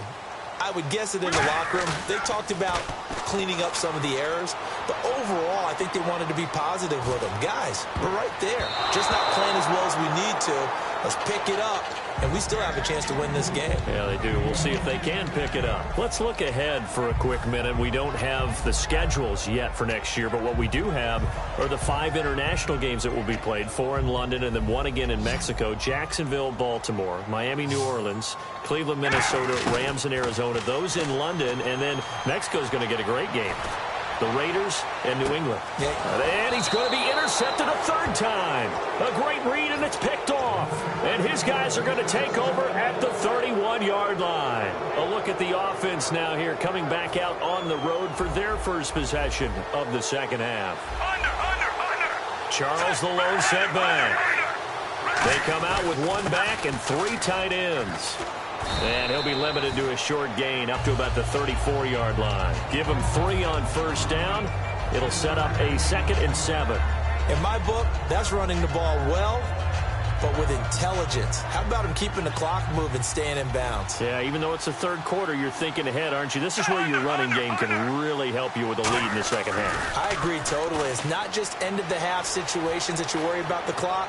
It's throughout the game. It's caught at the 10. A big play there. Smith to Macklin. 64 yards. Well, we know he's got the speed there. He needed the speed and the hands. A great catch. And because of that speed, you have to respect it as a defender. So you have to either play off or make sure you're somehow in contact with him. And he's able to do exactly what you said. Use the speed to his advantage and go up and get the football. That's a big-time play right there. From the 2-yard line now, it's 1st and goal. And this is not going to do it as he stopped at the 2-yard line. That's going to go as a loss of a yard, and it'll be 2nd down.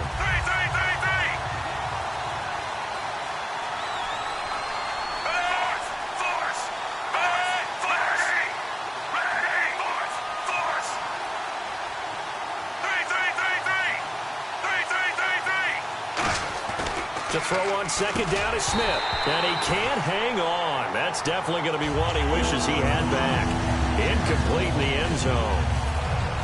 Do you put it in your quarterback's hands again? That's the question here on 3rd and goal. After all the preparation, all the practice, a play like that will absolutely break your heart. They had everything they wanted, just unable to complete it. In the end zone, a big-time drop.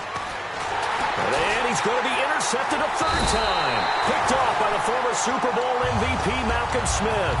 And a big turnover there as his guys will get the football back. And now Oakland ready to take the field.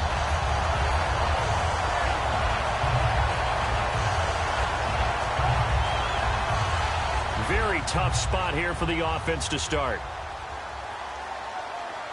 They come out here in the eye.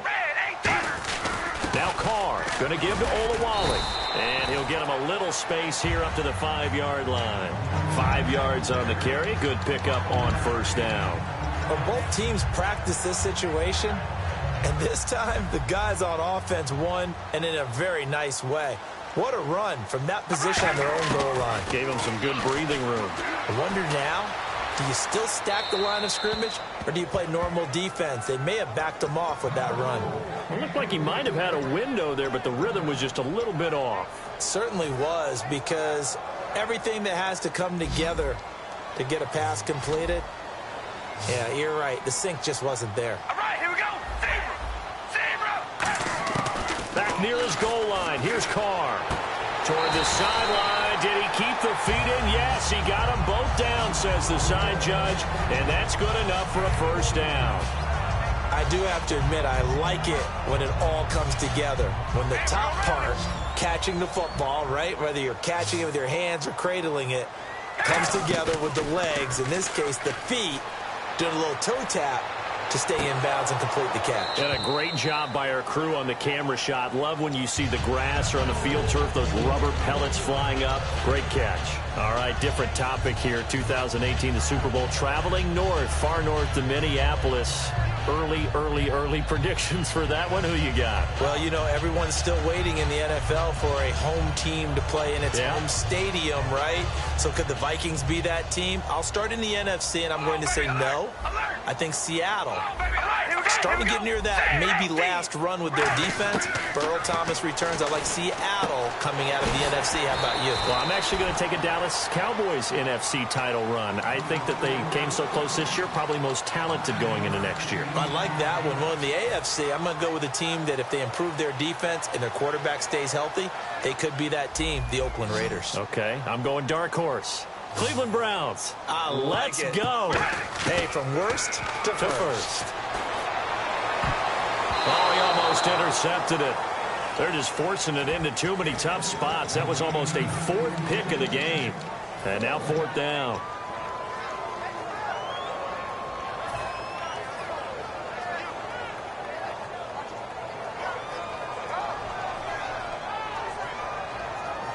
And how about this one now? In their own territory, a gutsy call. They're going to go for this on 4th and a yard. They do go for it. It's Carr. It finds Crabtree for the completion. 17 yards on the pickup. And they're able to pick up the conversion here on 4th down. They only needed that 1 yard going for it on 4th. I got to be honest, I thought they were going to stay on the ground. They surprised me. Did they surprise you? I'm with you on that one. I thought they'd find a way to create some type of a power run and try and pick up the first down. But they decided keep the ball in the hands of the guy who could throw it, and it paid off. Yeah, that decision paid off indeed. It'll be a gain of 6, and it'll be a 2nd down.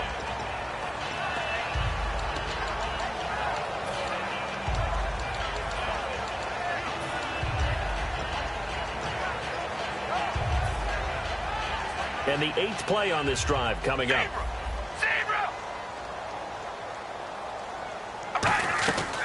They keep it on the ground, but this time it's Murray.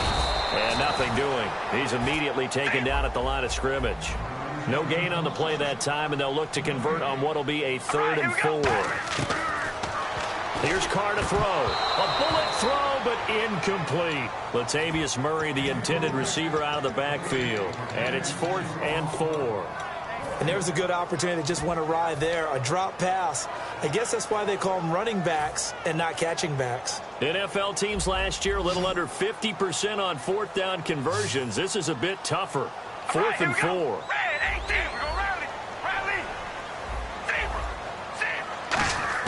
They'll go for it. It's Carr. And that's complete to Walford. And he goes down, but not before getting this inside the 25. Both sides were holding their breath there on that 4th down play, and the offense can breathe a sigh of relief. And both knew exactly where the first down markers were. You know the defense is trying to guard those sticks and try and keep people in front, but somehow, some way, those guys found a way to pick it up. Back now in the East Bay. It's Raider football here, but they're on the short side of the scoreboard right now as we begin the 4th.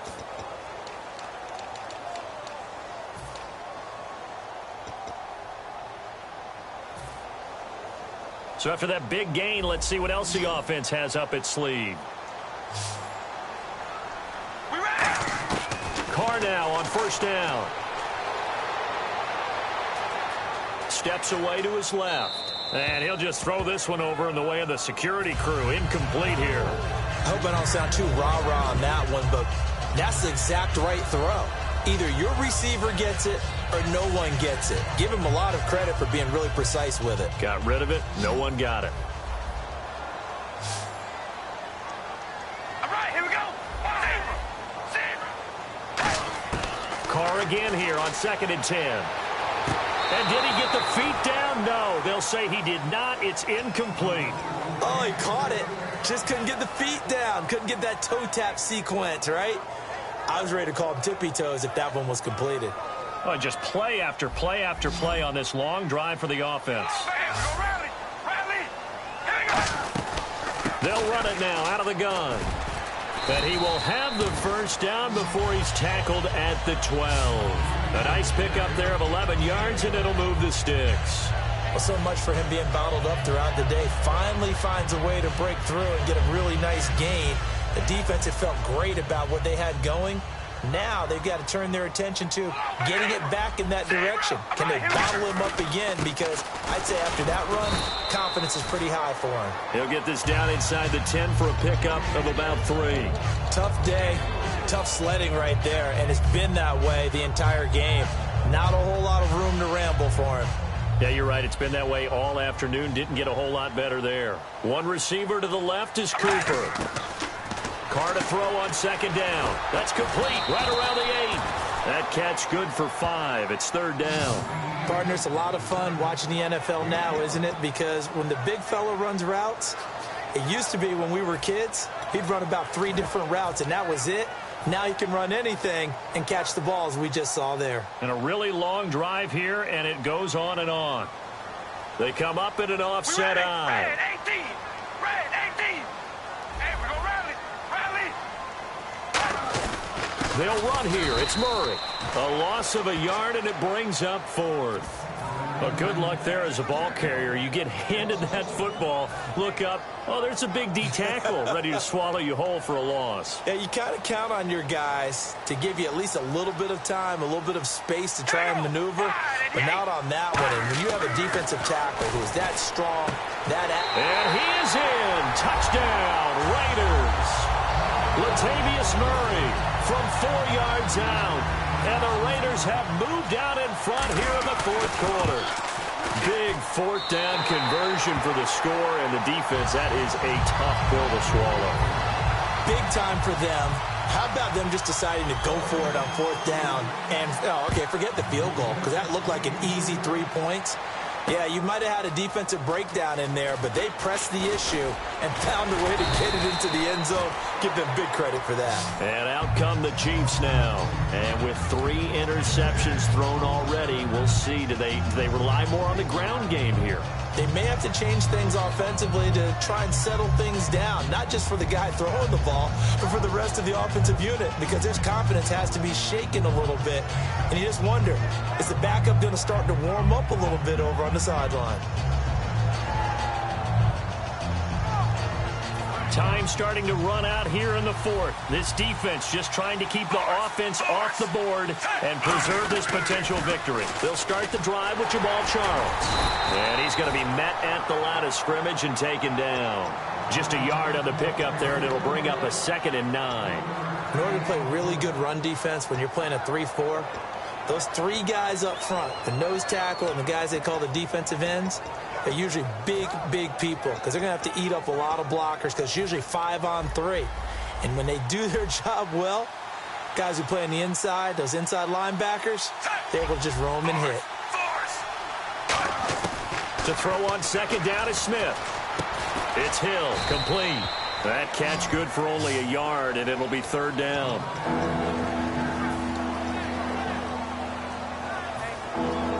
Around 2 minutes to go, and if the D can hold them, that'll end this one. We always think about the offense attacking. In this case, I'm looking for the defense to do the same. Time for a break. We'll come back for the electrifying conclusion after this.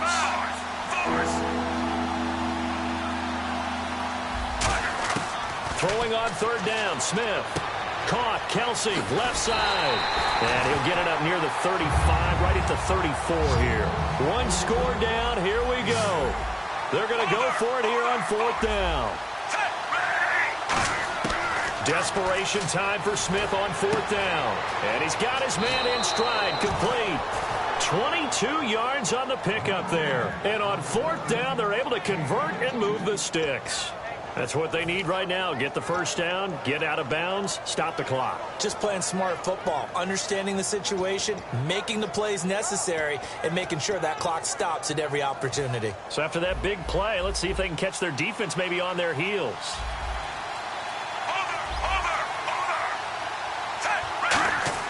Back to throw. 20. Over the middle and into the hands of his receiver, Macklin. Now whistles, and the Raiders are going to signal for a timeout. It's just their first. They've got 2 more to use here in the final stages. And now a 1st down following that long gain.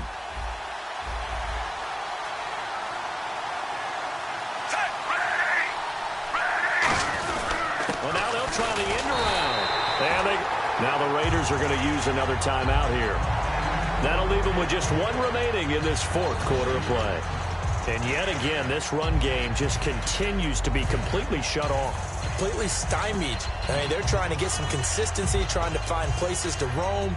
They just haven't been there throughout this game.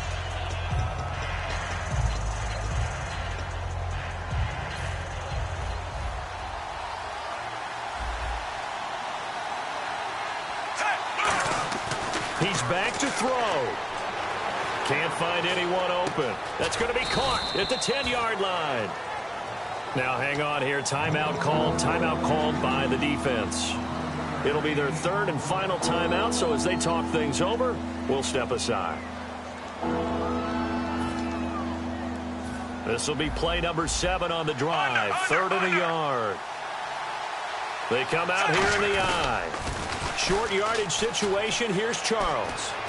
And he will take it on in for a Chiefs touchdown. Jamal Charles, an 8-yard touchdown run. And the Chiefs have taken the lead here in the 4th. And touchdown, and congratulations, and 0 relaxation ahead of them, right? Way too much time on the clock for them to start celebrating. Yeah, part 1 is done, but now on the sideline, you can already see them scrambling down there. They're getting those defensive guys ready. Yes, you have to get those guys ready, and you also have to talk to your special teams guys. Make sure the kickoff is exactly what you want and cover it well. And now Oakland ready to take the field. They're down here in a 1-score game, but the time, it's a factor, but it's not a huge factor right now, is it? It's really not, because this amount of time gives them a chance to run their offense, to go through play sequences. And this is what they work on every week in practice, usually on a Friday. They go over this type of a situation, late game situation. What are we going to do when we have the opportunity? They've called these plays a bunch of times. Now's their chance to execute them. Yeah, they have the opportunity now. Here's the execution. On every offensive coordinator, every play caller sheet, they have about 5 or 6 plays per game that they call shot plays or big plays. And you don't get many opportunities to dial them up. And they just did. And they drop it with a great chance to make a big play. That's going to hurt. A really nice gain of 25 yards. So after that big gain, let's see what else the offense has up its sleeve. So the defense blitzed. A nice job picking that up, completing the pass. And how in sync was the quarterback in his center on that play? They saw the blitz, made the appropriate calls, got the line engaged, because now they know there are going to be extra guys coming at the quarterback, so they got their assignments down pat and kept them away from him, and he's able to step up in the pocket and fire one now for a really good strike. They'll look to throw. And he rifles one incomplete. The big tight end, Clive Walford, the intended target. That'll bring up 2nd down. So the incomplete pass brings up 2nd down. Now the defense definitely showing blitz here. All right, here we go. Zebra. Hey, we're going to rally. Hey. He'll look to throw. And, a crusher there as it's intercepted. A great read, and it's picked off. And a big turnover there as his guys will get the football back. And now here comes Kansas City. The clock cannot be stopped here. Defense can't do anything. So kneel it down, take it home. No doubt about it. It's what you practice for in winning situations each and every week. Victory formation. Take a knee and go on into the locker room and celebrate. Call it a victory.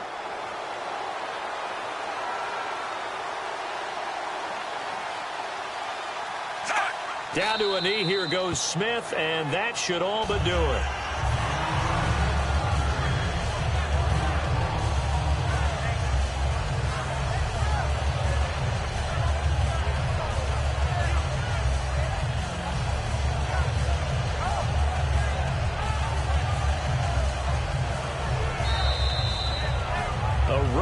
In the National Football League, Charles, you never take that for granted, no matter who you're playing, no matter where you're playing. You take it and you run with it. And you know you primed the pump all week in your own home facility. No one thinks we can do this. Only people who believe are right here in this room. And then you go on the road, band together, and get it done.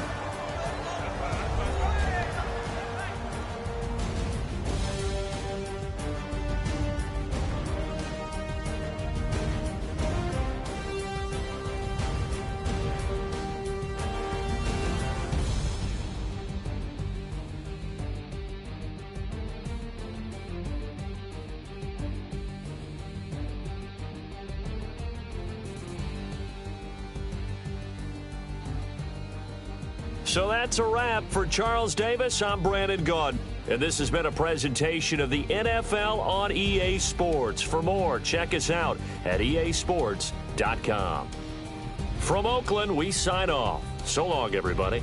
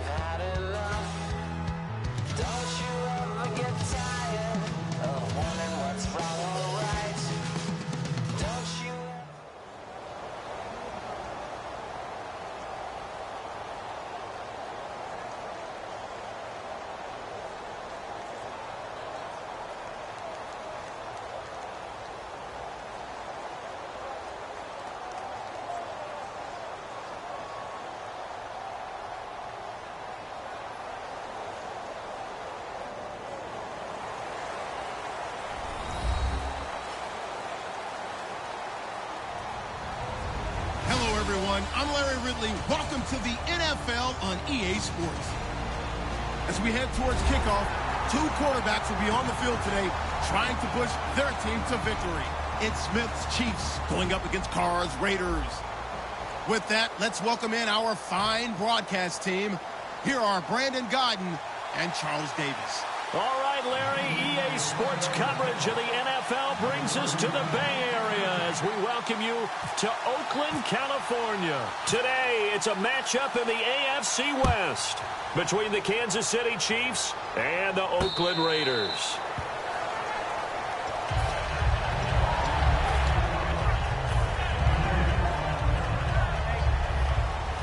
The defensive line disperses a little bit here, maybe expecting a pass. One receiver to the left is Cooper.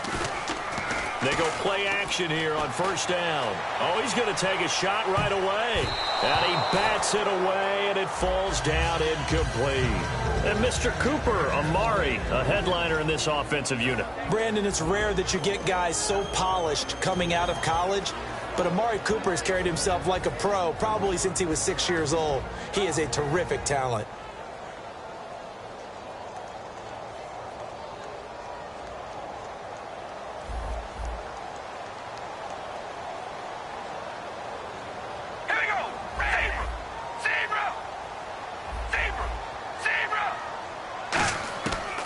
Again here on 2nd and 10. Oh, he'll want that one back. Incomplete.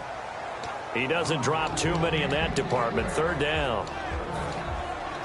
And a glance now at the Chiefs' defense. Eric Berry's the textbook definition of ball-hawking safety.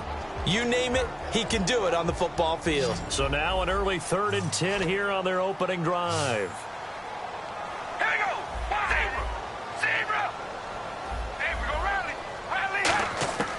Throwing his car on 3rd down. Got a man, and he hits him in stride. 17 yards on the pickup there, and also a 1st down. The goal of every offense is to move the chains, pick up 1st downs. A nice job finding an open receiver for a completion.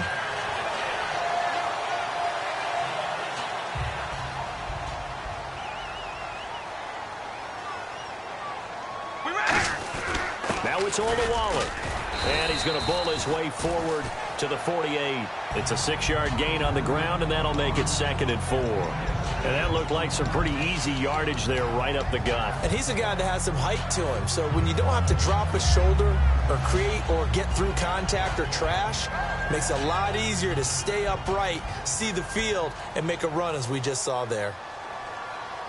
All right, here we go. Here we go, rally. Here we go, rally. Here we go. On 2nd down, here's Carr. Buying time to his left. And he is out of bounds, just a yard or two shy of the 30. And the play goes for 19 yards, gives him a new set of downs. It's funny when I go back to our pregame meeting with Amari Cooper, and we mentioned, what they play man coverage against you. He almost seemed offended by it, didn't he? I'll beat it. That's basically what it said, right? I mean, the best receivers we've ever talked to and covered, when you talk about covering them with one guy, they think that's a personal affront. If they feel like they can't just beat one defender, then they're not very good. 2nd down following the run. Carr going to throw. Toward the sideline, and look at that catch. Dragging the toes, and that's going to be a 1st down. Well done. Let's make this one simple. What a catch, especially the finishing part of getting his feet in bounds, toe tapping, and, of course, foot dragging. Little tapestry, if you will. Oh, I like it.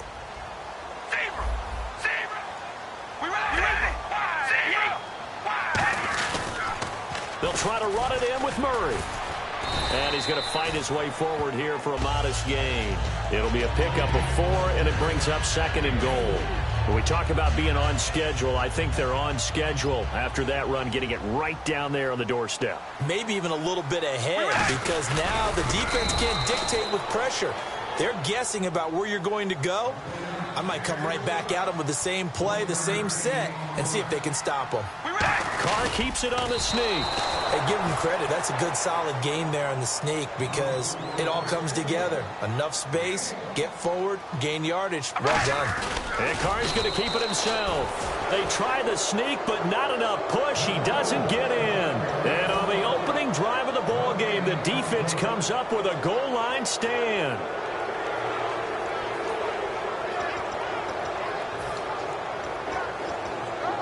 And not great starting field position here for the offense. Kelsey out in the slot right. So the D-line's going to spread out. Smith now to throw. He's got the hook up with Conley. Give him 9 there on the first down completion. When you call a wide receiver screen, no matter how many blockers you get in front of the guy that catches the ball, there's still an aspect of the guy catching it, turning into a runner, breaking tackles and creating his own yardage, and he just did on that play.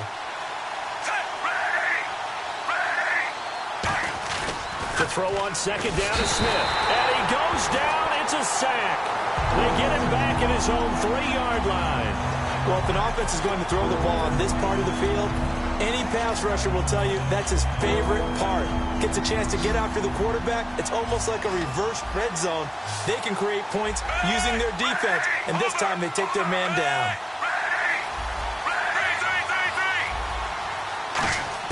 From his goal line here, Smith. And he goes down, and it's in the end zone. Smith goes down in that end zone. That is a safety. Well, we thought these two defenses, they might come to play. One has already come to play here. A safety for the opening points of the game. Brandon, let's file this play away because if it turns out to be a tight game, who knows? This could wind up being the difference. So free kick situation forthcoming from the 20 as they'll punt this one away. This is taken at about the 14. The Raiders offense now, they trot back out, and last time they had it 4th and goal, rolled the dice, didn't get it. Now they've got to put that behind them, try to put together another drive. Hey, a simple tip of the cap, a nod of the head to the defense. Congratulations, you got us last time, but you didn't hold us the whole time. We got down to position where we were able to be in position to score. Let's go ahead and attack again. Continue to have that kind of confidence, not worry about the one play that didn't allow them to get into the end zone. And this time they'll be trying to get it into the end zone. We'll see what they do. And on 2nd and 10 now. We ready? Red 18, baby. Alert! Alert! Shotgun now for Carr. Brought in by Walford, right side. A really nice gain of 25 yards. And the game just keeps evolving. Big guys running those corner routes, so difficult to cover. So after that big play, let's see if they can catch their defense maybe on their heels. Here's Murray. They'll fight forward for a couple down inside the 40. The all-pro safety Eric Berry in on the stop. Well, I think we know by now that every run is not going to be broken and get all the way to the end zone. But these short ones still have their value. You can still set up your play action and throw the football. You control the clock because you have the ball and they don't. And often the physicality sets the tempo for the game. We ready? Wide at the 8. Wide at the 8.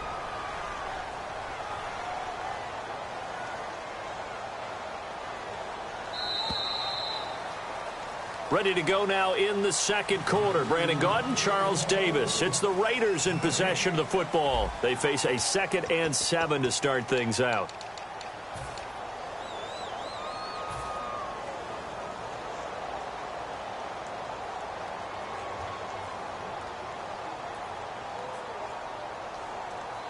Shift together here from the D-line.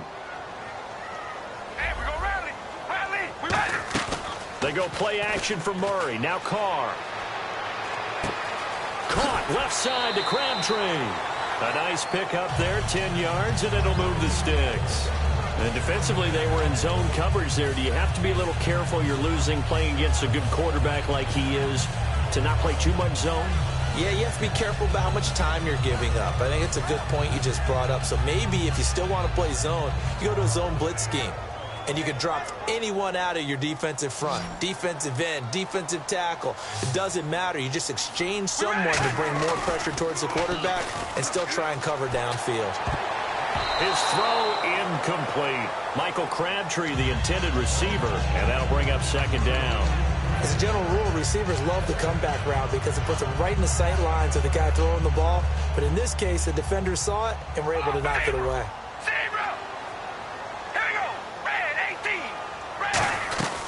Back to the ground game. Here's Murray. Down to the 25. Give him 4 on the ground there. They're now left with 3rd and 6. On any running play that's called, they're always hoping that it's going to break big and go the distance.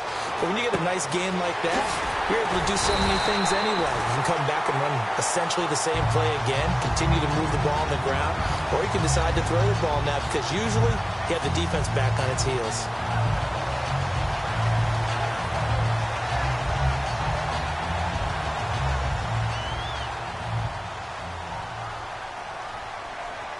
They come out here in the eye.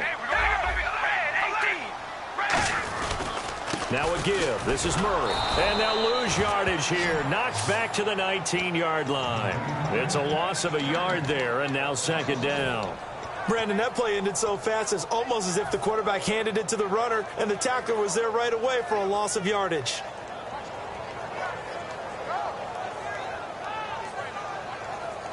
So now 11 yards to go for this offensive unit. It's second down. The play clock's running down. To throw, it's Carr. Escaping the pressure right. And he's just going to throw this one out of bounds here. Nowhere to go with it. Incomplete. Whether they deserve credit or not, the defense is going to take credit for that incompletion because it always feels good when you slow down an offense.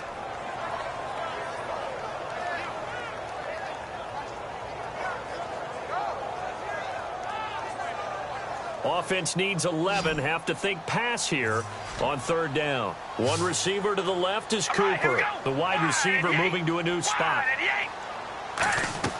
Throwing his Carr on 3rd down. They'll try and set up the screen. It's complete.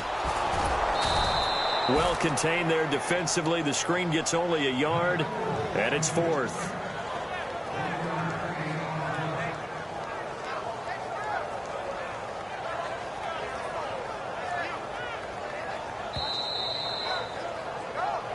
Two minutes to go here in the first half. We'll come back to Oakland after this. And the 38-year-old vet able to split the uprights. And that will give us the very rare scoreline of 5-0. And that field goal caps an 11-play drive. It's a lot of offense to run to only get 3 points, but they'll take them. Anytime you can put anything on the board, you run to your sideline somewhat happy. Now the Chiefs offense, they get ready to head on the field. And the last time they had the football, they surrendered 2 points on the safety. They don't want to do that one again. No, not at all. It's almost like a bases clearing double, isn't it? Give up a couple of runs. Sure. just messes things up for you offensively. But now they've got to go ahead, take it, set it aside, and move forward. Under. In motion, Hill. On 1st down, it's Smith. Caught here by Conley. And he goes out of bounds across the 40-yard line. He had time, was able to survey the field and find a soft spot in that zone coverage. And that's where it gets difficult for a defender, Brandon. You go to your spots on the field that you have to cover, and when the offense finds an area that you're not in, that's where they throw the football. Look at this, a tight end carry. And he'll be taken down, but not before he gets into enemy territory. It's a gain of 11 yards that time, and it produces a new set of downs.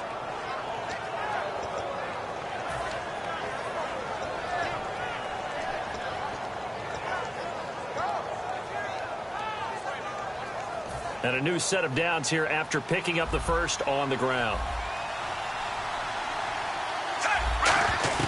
On 1st and 10, Smith. Complete. This is Albert Wilson. And he's going to get this inside the 30. They'll get 19 yards there. And the Chiefs are going to have a 1st down.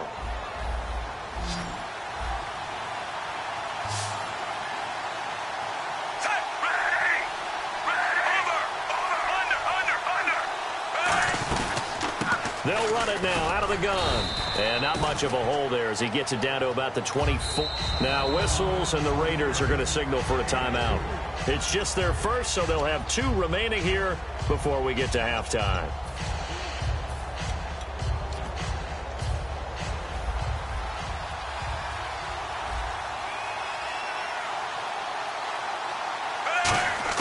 Here's Smith now on 2nd down. And this is caught. Jeremy Maclin. And they've got it inside the 10 at the 8. Now the Raiders are going to use another timeout here. So that means they're down to 1 remaining here as we head toward halftime. 1st and goal from the 8. They run it. It's Charles. And they'll be driven back here, losing yardage to the 9. And play is stopped here. Timeout. It's the defense calling the timeout here. And with halftime on the horizon, they'll be out of timeouts from here forward.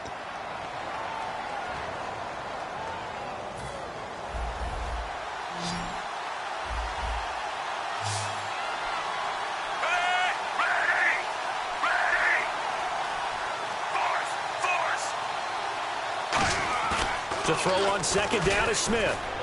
And now the ball's loose. Smith loses it. And a big turnover there as his guys will get the football back. And now Oakland ready to take the field. And we'll see how this is played. Offensively, they've got the lead. Not a whole lot of time left. What do you think, Charles? Well, it's tempting to try and add to your lead. But a mistake there, that can change things in a big way. I say go ahead, take the knee, get on out for the half. A run, it's Murray. Credit him with a 1-yard gain there to make it 2nd and 9. Now here's a defensive timeout called by the Chiefs. It's just their first, so they'll have 2 remaining here before we get to halftime.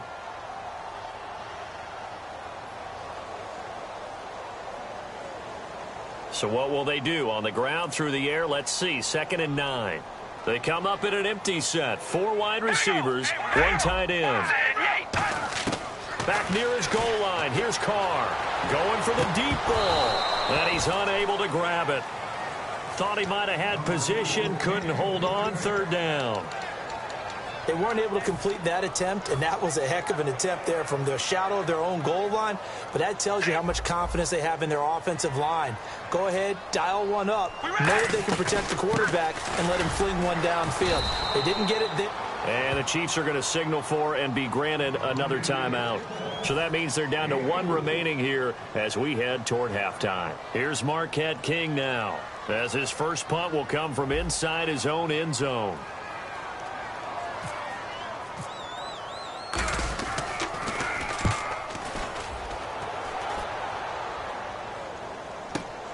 Fielded at the 33. Oh, the hurdle!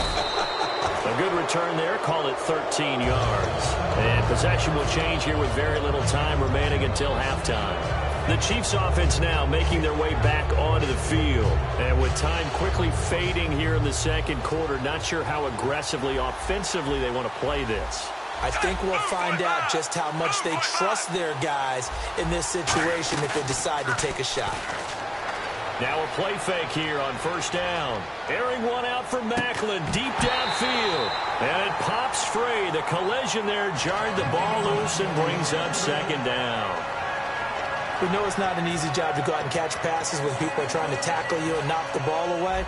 But the bottom line is, that's a pass he's got to have and a pass he should have caught.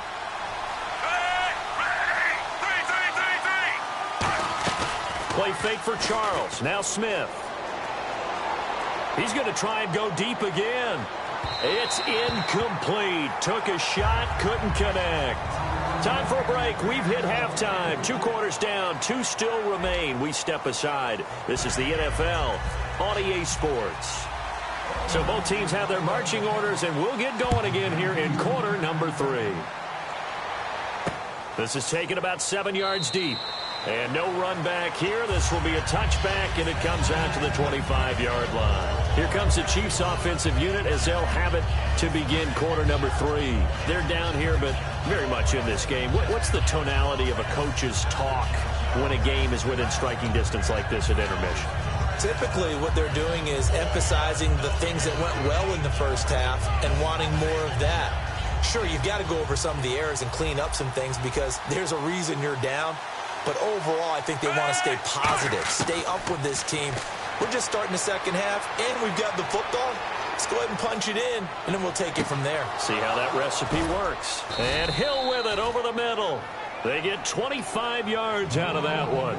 Good enough for a Kansas City first down.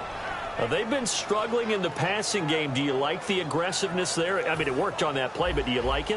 I do, because a lot of the time you're struggling because your passing lanes are clogged. That usually happens when you're throwing the ball underneath.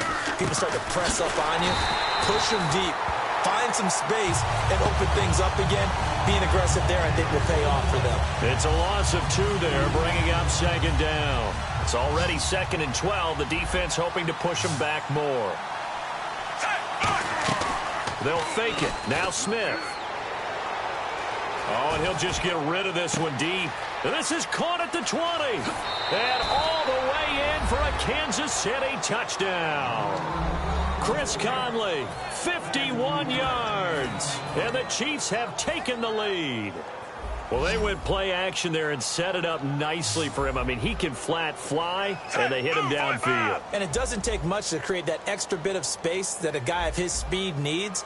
If you go play action, all you want is just a moment where the guy's covering, take their attention somewhere else, and then he's by him. And once he's by him, there's no catching him. As they always like to say, if a receiver's even to a defensive back, that means he's leaving. Unless that DB is Charles Davis, right? In that case, he left me a long time ago. Come on now. Trust me. Now we take a glance at the offense as they work their way back out for their first possession of the second half. They're down in this game. A chance for the offense, though, to put something on the board, get some momentum here in half 2. Try and get things kick-started for them. And you know at the half, they discussed how they were going to get that done. This is where scripting comes into play a lot of the time. How many plays do you script coming out of the second? Most of the time in the first half, you're scripting 12 to 16. I think in the second half, you're really scripting more like 8 to 10. Kind of a starter or an opener, whatever terminology they use. Just something to get you off to a quick start. And now they're in the hurry-up. I know most of the time when the ball's in the air, you're thinking wide receiver, tight end, but running backs, they can be a big part of any passing offense nowadays. Incomplete, almost intercepted. They haven't picked him off yet. Would have been a great time for the first, but instead it's 3rd down.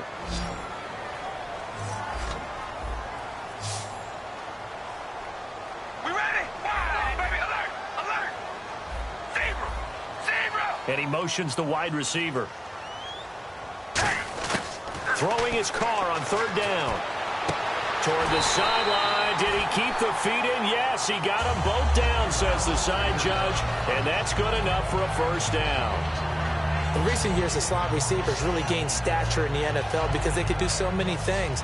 Yes, they can line up wide like your normal wide receiver, but to have that kind of courage and toughness to run routes in the middle of the field and become dependable targets for their quarterbacks and move the sticks, those guys are worth their weight in gold. 2 yards on the pickup there. It'll be 2nd and 8. Looking to speed things up here, going with some tempo. That was 2nd down run for Murray. And he's got some space here. And he'll get it out a couple yards shy of midfield at the 48. They get 9 out of that one, and as a result, the drive continues. That's a good, nice, crisp run for a first down. I wonder if the defense might have been loosened up a little bit, maybe anticipating a pass instead of the run that they got. One receiver to the left is Cooper. Carr now on 1st down. And he'll be out of bounds, able to take it down to the 40. Give him 12 yards on that one, and earns him a fresh set of downs. Everything about that play was beautiful. A great corner route where the receiver worked the defensive back inside and then broke back to the outside to the corner. But how about the throw by the quarterback? Anticipation on the break from inside to outside. He threw the football. As the receiver turned around, the ball greeted him. Crabtree with it over the middle. 13 yards there on the pickup, and the Raiders are going to have a first down. And the offense moving quickly to the line. They go play action here on 1st down. Rolling to his right. And he'll just chuck this one up into row G. It's incomplete. A pretty good coverage there, and both of these defenses, they've had good coverage throughout this one. No doubt about it, and in today's NFL, where we're used to a bit more scoring, This feels almost like a well-pitched game in baseball on both sides where the tension continues to build. Who's going to make the big play? And the 8th play on this drive coming up.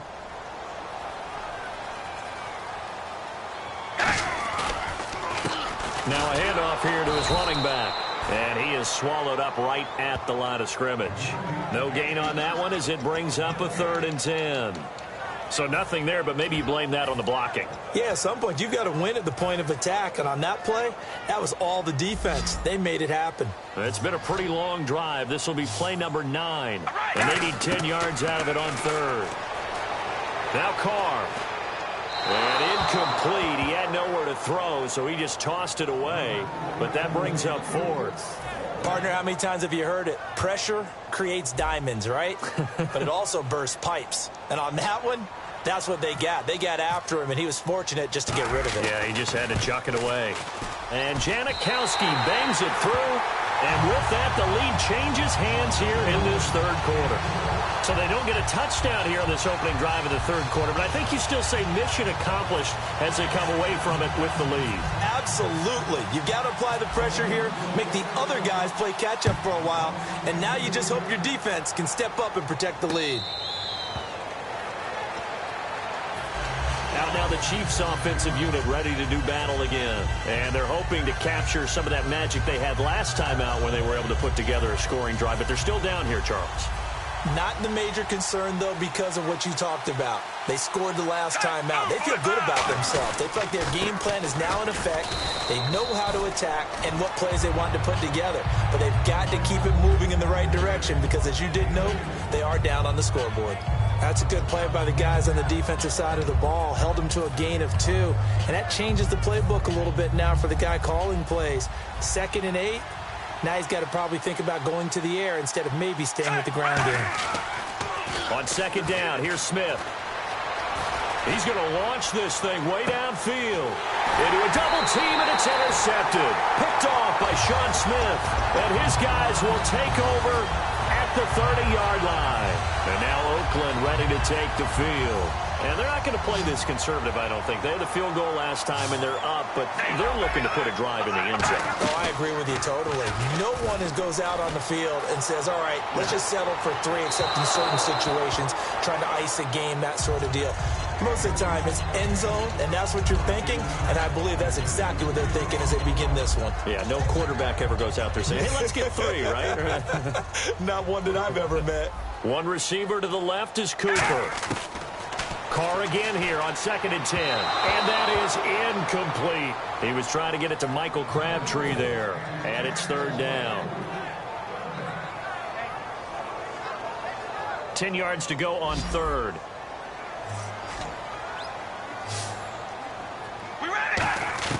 To throw his Carr.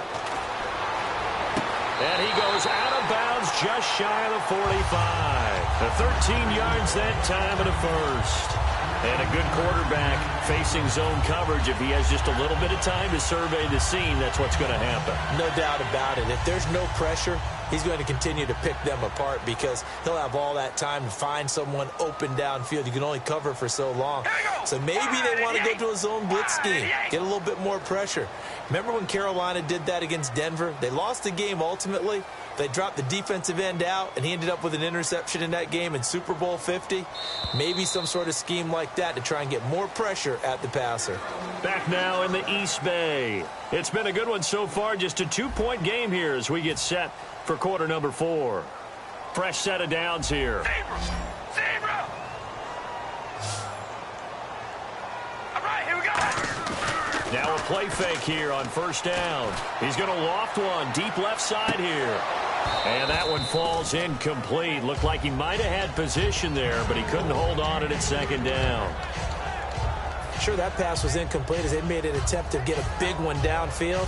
But that's okay because the second part of that is if you don't get the completion, at least you've told the defense you're trying to stretch them out a little bit, and they may have to change accordingly. Carr, he's going to take another shot here. It's caught at the 10. A big play there. Carr to Cooper, 47 yards. That was good coverage, but it was an even better catch. Great job by both of them, but only one of them ultimately was the winner coming down with the football.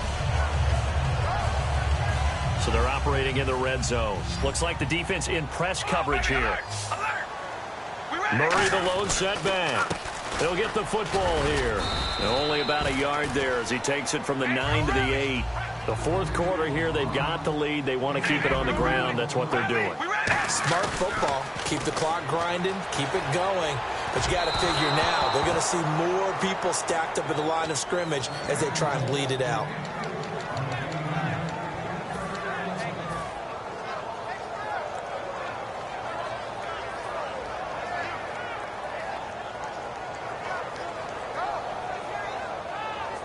Six plays got him down here. This is play number 7, 3rd and goal. They'll run for it. This is Murray. And he'll be stopped just outside the 5 at the 6. Just a gain of 2 there, and it's going to bring up a 4th down. So on 4th down, out trots the kicker in a big spot here. From the left hash, should be a fairly easy one here.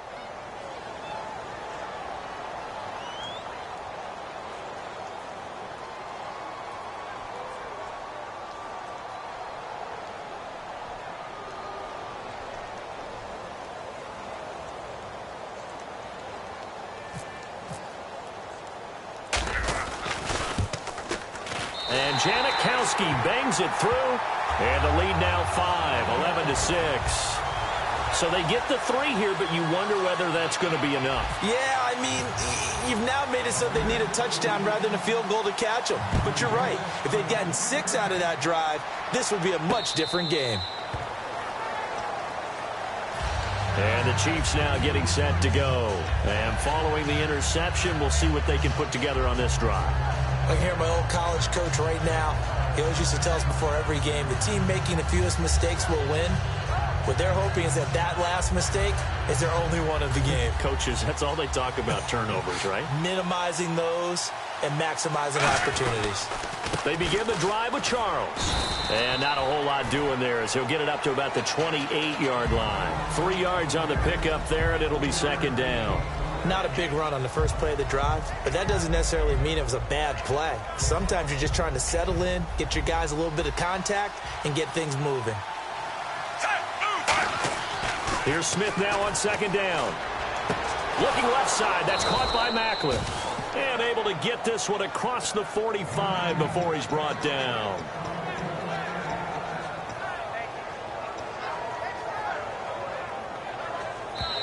Time for a break. We're back to see what happens after this.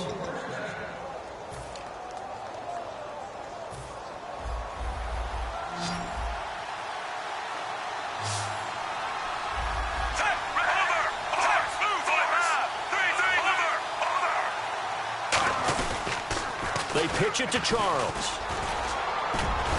And able to push his way forward here for a good little gain. Give him 5 on the carry there, and it'll be 2nd down. I know the toss play begins with the guy taking the snap and turning around and tossing it to the runner. But where the real intrigue is, can they seal the edge? Whether it's an offensive tackle or a tight end in the direction they want to run the football. If they do that, that's the result that you get, that type of a gain. If they don't, oftentimes it's not a very successful play.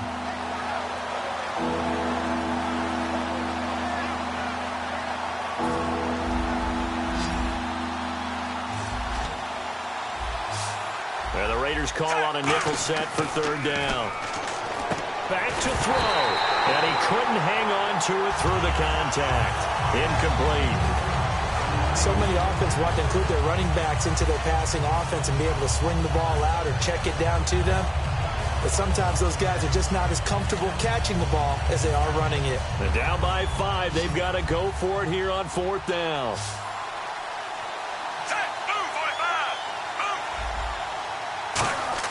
He'll look to throw. And he can't get a throw away. He's taken down. Khalil Mack in there to take him down, and the clock will roll. Oh, offensive nightmare there. You go for it on 4th, and the play doesn't even really get to develop a sack. And it's so unfortunate, too, because you think you've got something good called, but if your offensive line can't hold up, that's often the result. They find a way back. Now here's a defensive timeout called by the Chiefs. It's just their first. They've got 2 more to use here in the final stages. See if they stay on the ground for second down. They come out here in the I. They go with Murray again. And this time not as successful as he'll get back to the line of scrimmage and no more. And the Chiefs are going to signal for and be granted another timeout. That'll be their second, so one more chance to stop the clock here, and we'll be back.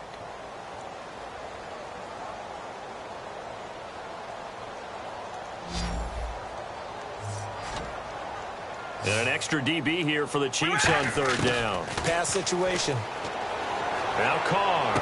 And this is caught. Amari Cooper. And they get 14 yards there and a first down. And this defense, they needed that one more stop to have any chance, but that completion, that's likely. Now hang on here. Timeout called by the defense.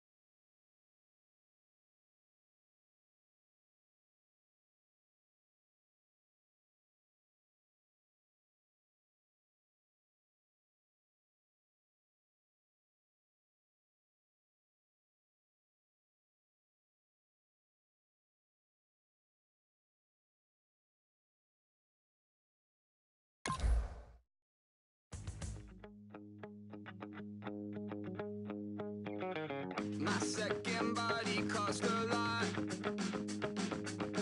After I bought it, I just wore it home. Reading philosophy and gossip rags. Spending my bottom dollar on my toes. I'm a pacifist who's never not been pacified. I'm a piece of... It's a point of pride. I'm the super rich complaining I want more in life.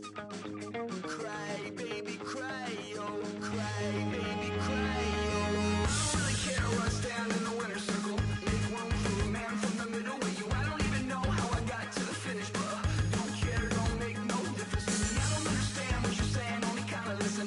Make room for a man on a mission with you. I don't even know how I got to the finish, but don't care, don't make no difference. I lost the weight and then I start to tumble. My mind betrayed me many years ago. I walk alone to keep from slipping under.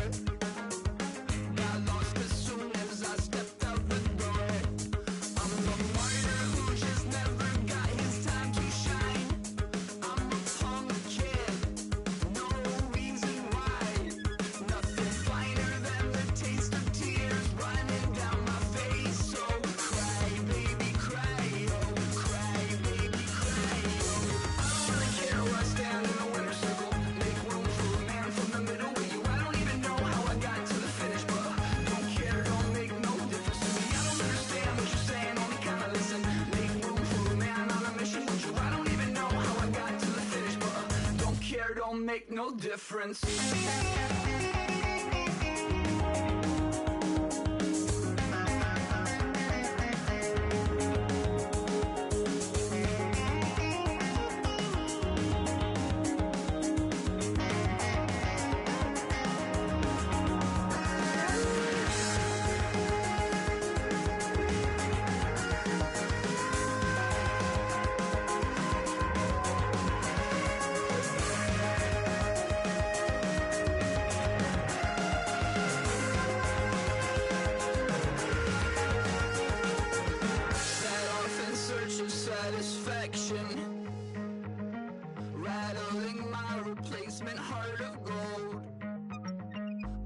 coming back to join the cast of Carmen. I never sung a single song before. I don't really care where I stand in the winner's circle.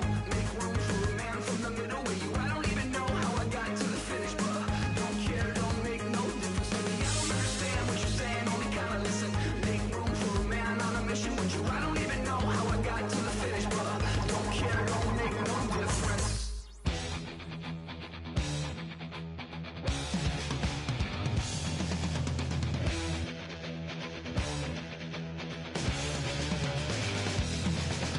It seems the confidence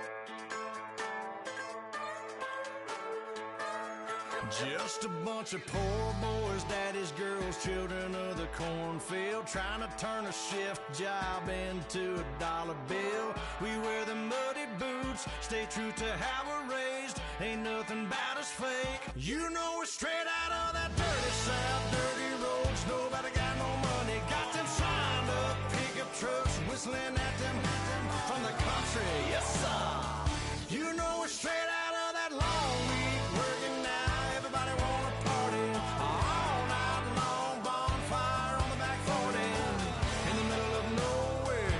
Nobody going home tonight till we're straight out of moonlight. Straight out of moonlight. Yeah.